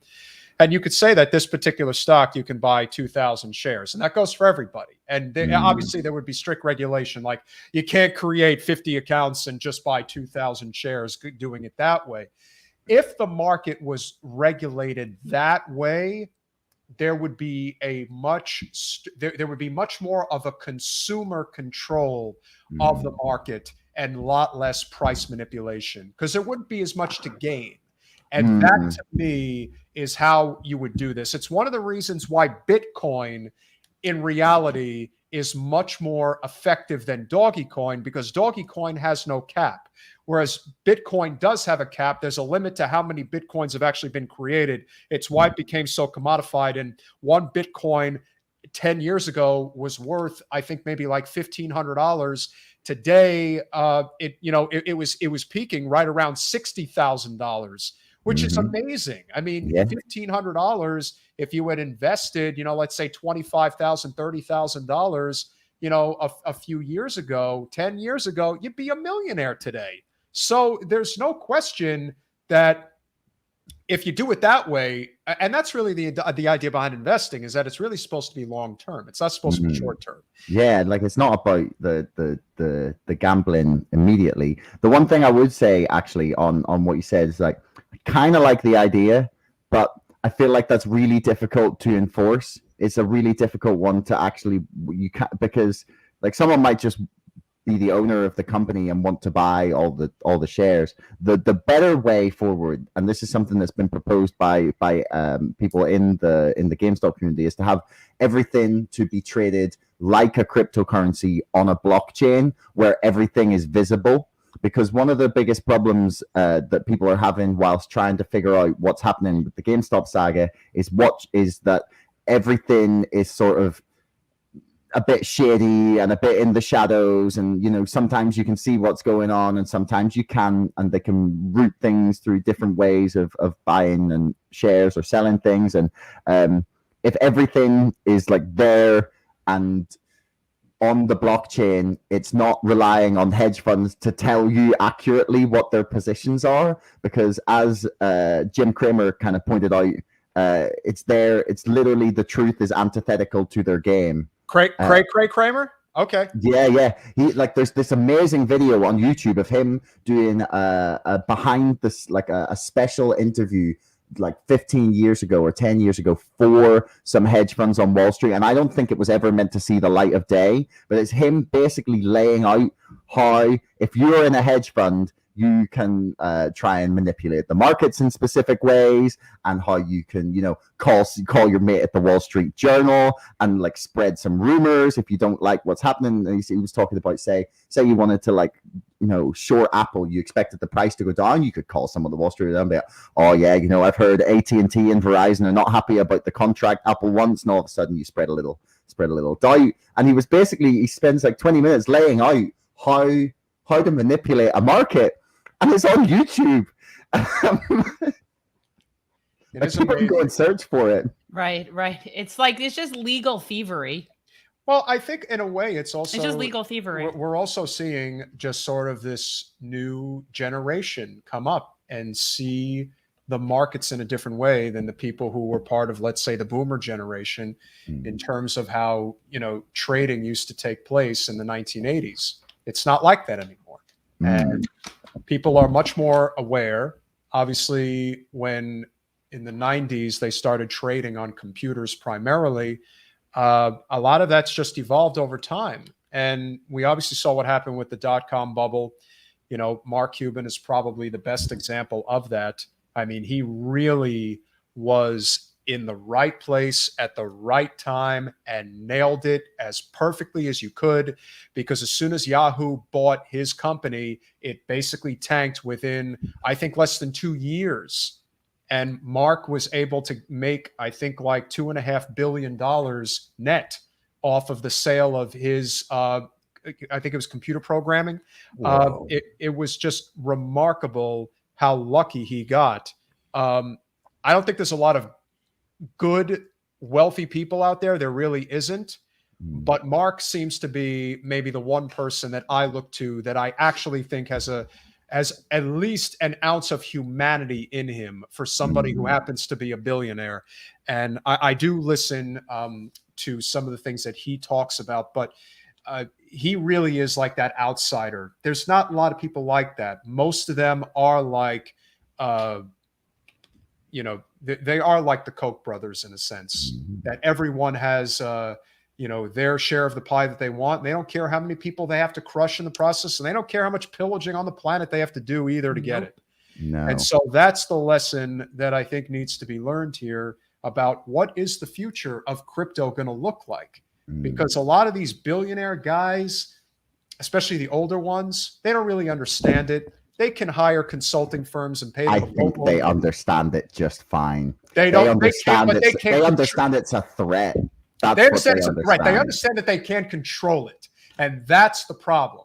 And they like, I'm telling you, they like sitting in their ivory towers looking down on the commoners. They really do. Dr. Evil. They're all a bunch of Montgomery Burns. You know, they're all horrible. They are. They like this idea of them having it and everyone else not having it. But I think that's also part of the reason why they portrayed Jim Cramer, who is a kooky guy, as just a kooky guy. Like, don't listen to him. But no, Cramer, he's very, very aware of the stuff that he is spreading. The amount of like, he has been incredible. He got so mad at the people from Reddit, like they were all trolling him on Twitter, and he got so angry. It was so ridiculous.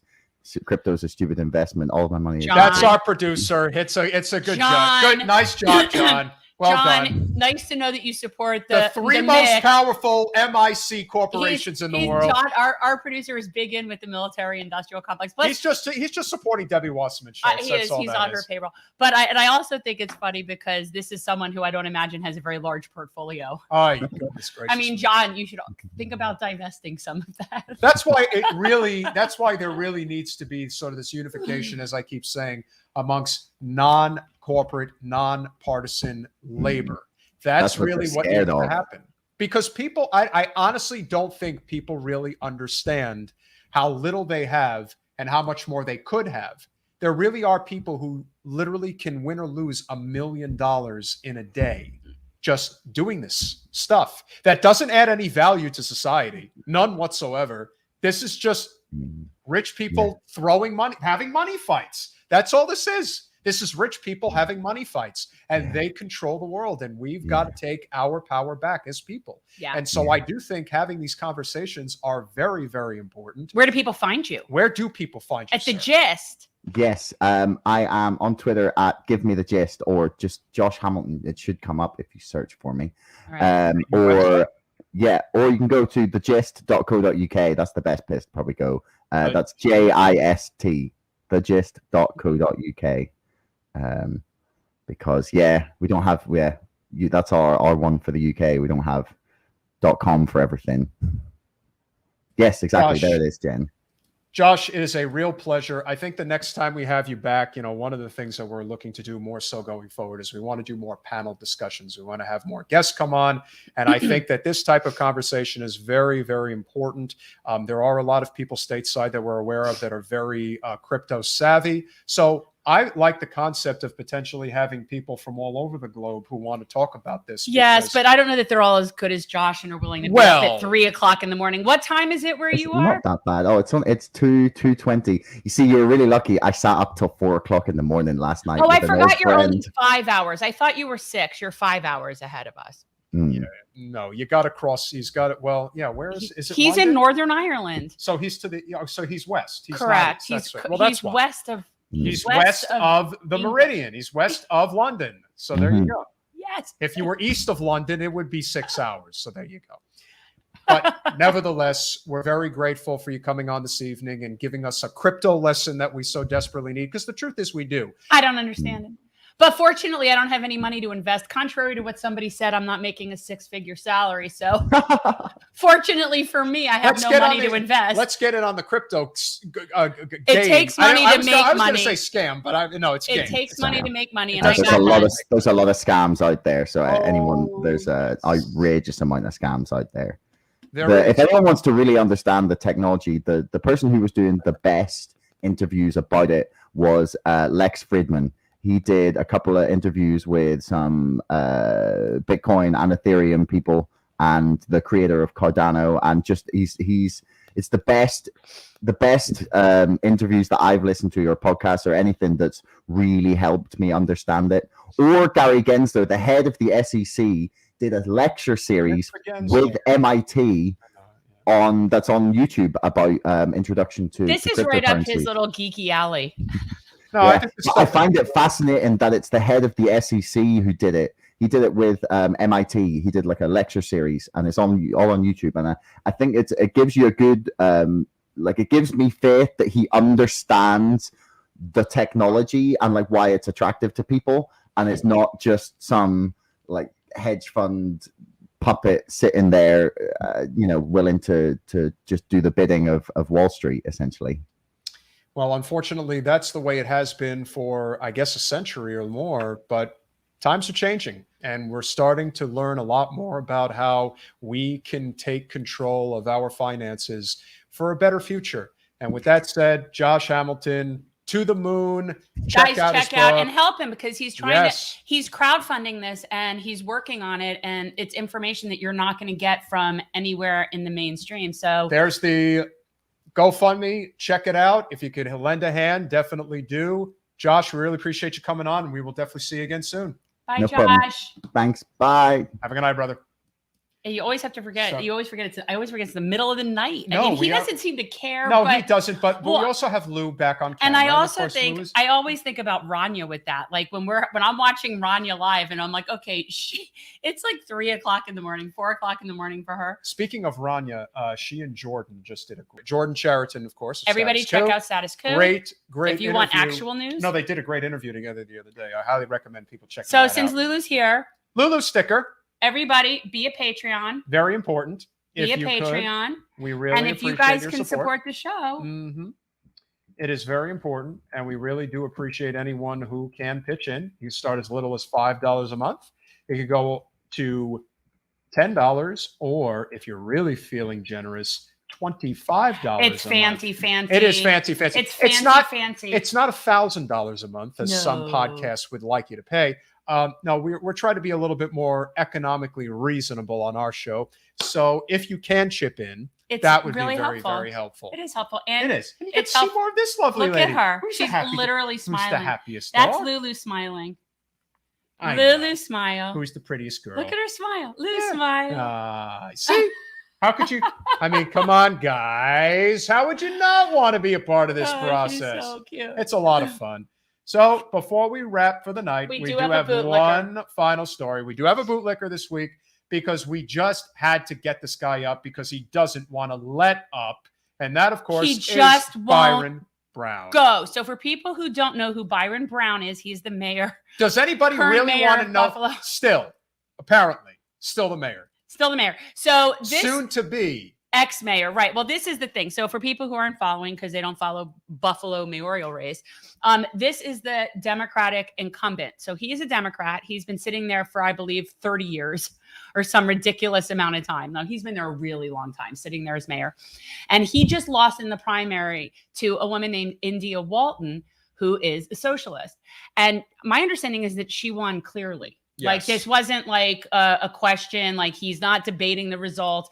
And so instead of stepping aside with any amount of honor and integrity, because he lost the primary in his own party, he is now running as a write-in candidate. Oh, yeah. And is seeking the backing of GOP donors, a la Chantel Brown. No relation that I know of, interestingly.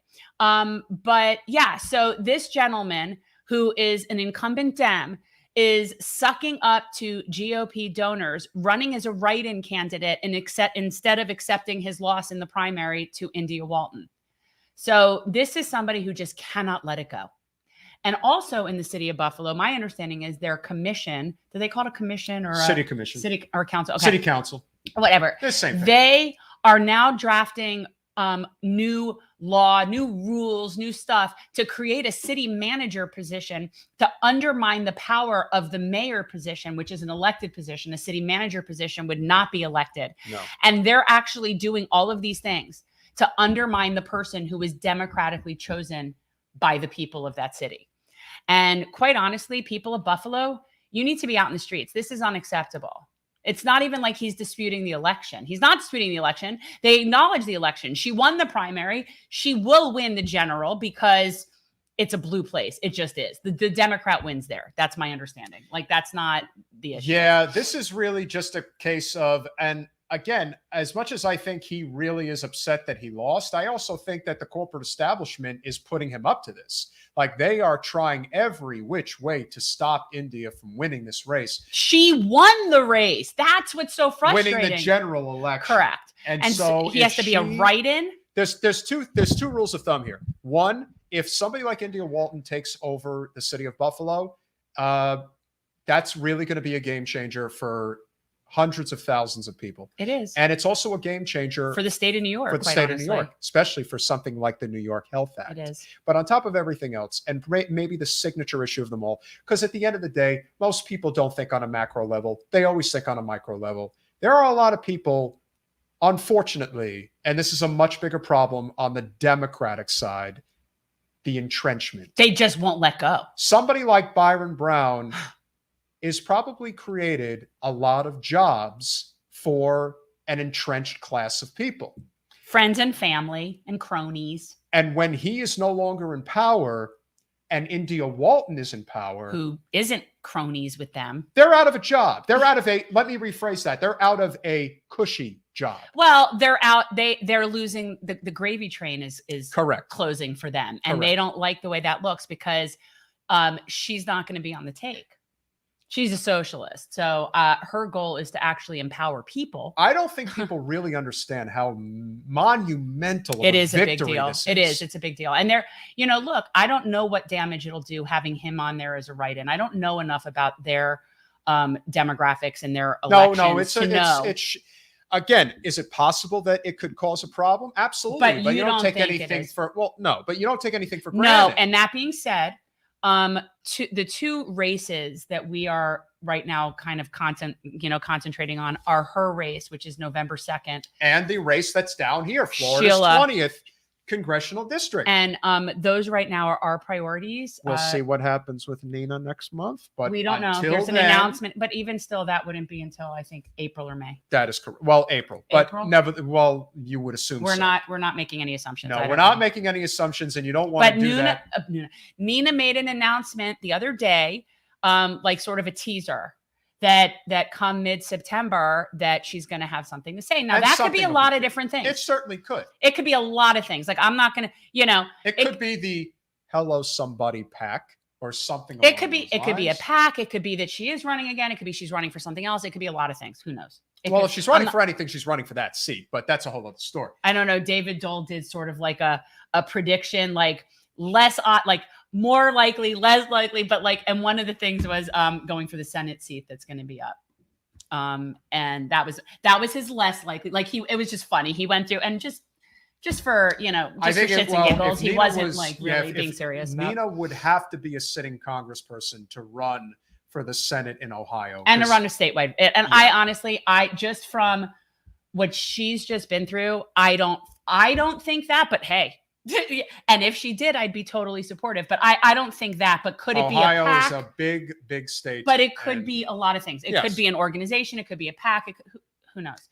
I know that it'll be awesome. Bottom line, everything is awesome. Bottom line is that there are a lot of Byron Browns around the country. Oh, yes. There are a lot of these entrenched representatives whose only intention is to use our elected offices to enrich themselves. And their friends. Don't forget their friends and family. It is. Because a lot of them, what they do is that's how they hide their money, is through their spouses, through different people's organizations, through their boyfriends, through whoever.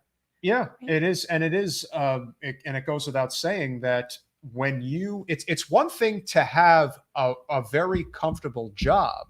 It's another thing entirely if your career is basically built around it. One of the things that we emphasize a lot is that politics is not supposed to be a career. No. It's supposed to be a term of service to your community. And quite honestly, this is what people that are opposed to term limits talk about. Like, I don't have a problem per se of somebody being a lifelong public servant. Bernie's done it. I mean, there are people that have been basically but he lifelong. is the exception, not the right. rule. And that's the problem. Right. And so unfortunately, most Congress people's approval ratings are well below what they should be to indicate that they would keep getting reelected if not for a problem in the process. Correct. So to me, that's the sign. If your approval rating, like Bernie's is like 80 something %, like it's ridiculous. Bernie has a very high approval rating amongst his constituents. Correct. If your approval rating is that high, then that indicates, yes, you should be winning reelection every single time.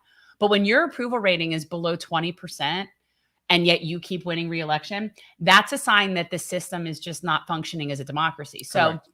And so I really don't have a problem with people that want to dedicate their lives to politics. I don't. But we would have to have completely fair, legitimate elections first, which we don't.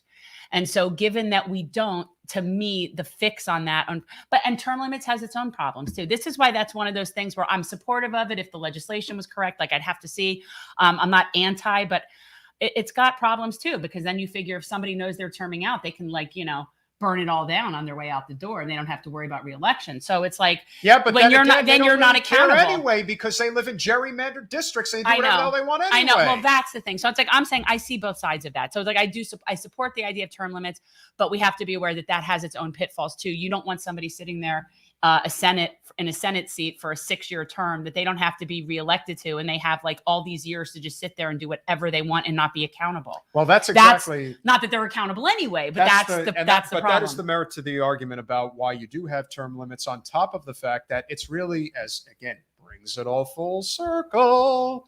Corporate special interest money is why we have the problems that we have. That's it. It's ruining It's really everything. not that. It's not complicated. They're all in cahoots and we're not invited to the party. And so if you're not adhering to the corporate special interest like an India Walton will not do, then that upsets the apple cart. And that's what you were saying before. I mean, and that's what this comes down to. The stuff that they claim to be enraged about, they don't give a crap. They don't care about any of that stuff. If you get in the way of the money, then you're a problem. Well, that's why King was assassinated. Martin Luther King was not assassinated because until of he started talking about economic and rights. Socialism.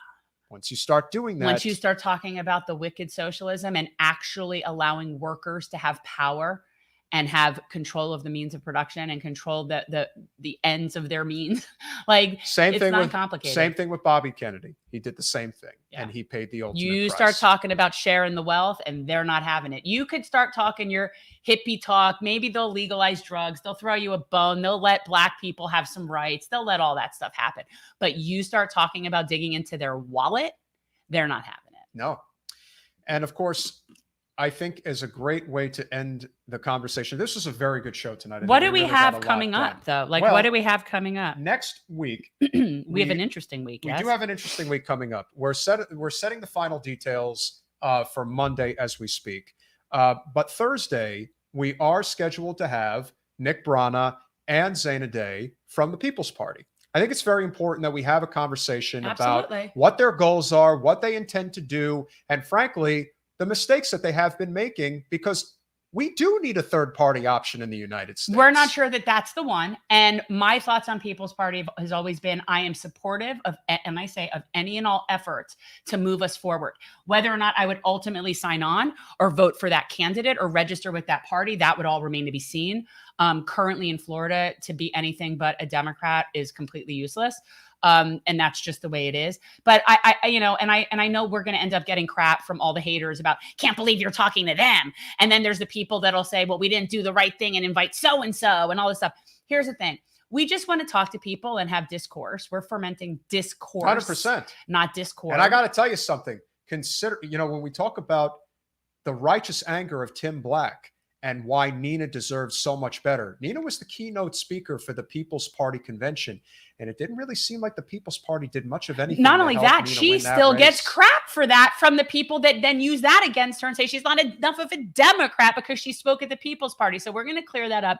I can be supportive of I'm supportive that exists a Libertarian Party, but that doesn't mean I'm a member of it. So, I can be supportive of different people having representation in politics without it making me a sellout. I do think it's always, and the one thing I always like to point out about the Libertarian Party is that, just remember this, ladies and gentlemen, the Libertarian Party cost Donald Trump the state of Wisconsin in the general election. So they served a good purpose there, I suppose. But here's the thing. Did the GOP sit and stew and talk about how terrible the Libertarian Party is and that they shouldn't exist or that they're the problem? No. They just figure out a way to win next time and say, well, we have to make sure that the Libertarian voters don't have enough, or the voters don't have enough of a reason to look to the Libertarians. Whereas the Democrats, if they think even for a second that somebody's going to vote Green or even potentially People's Party, they'll cast you out. Oh yeah, baby. you're done. You're done. We're going to raise important questions. I'm not going to say that it's calling them out, because when you say that, it's sort of like assuming some sort of nefarious behavior that needs to be sort of discovered or under, whatever.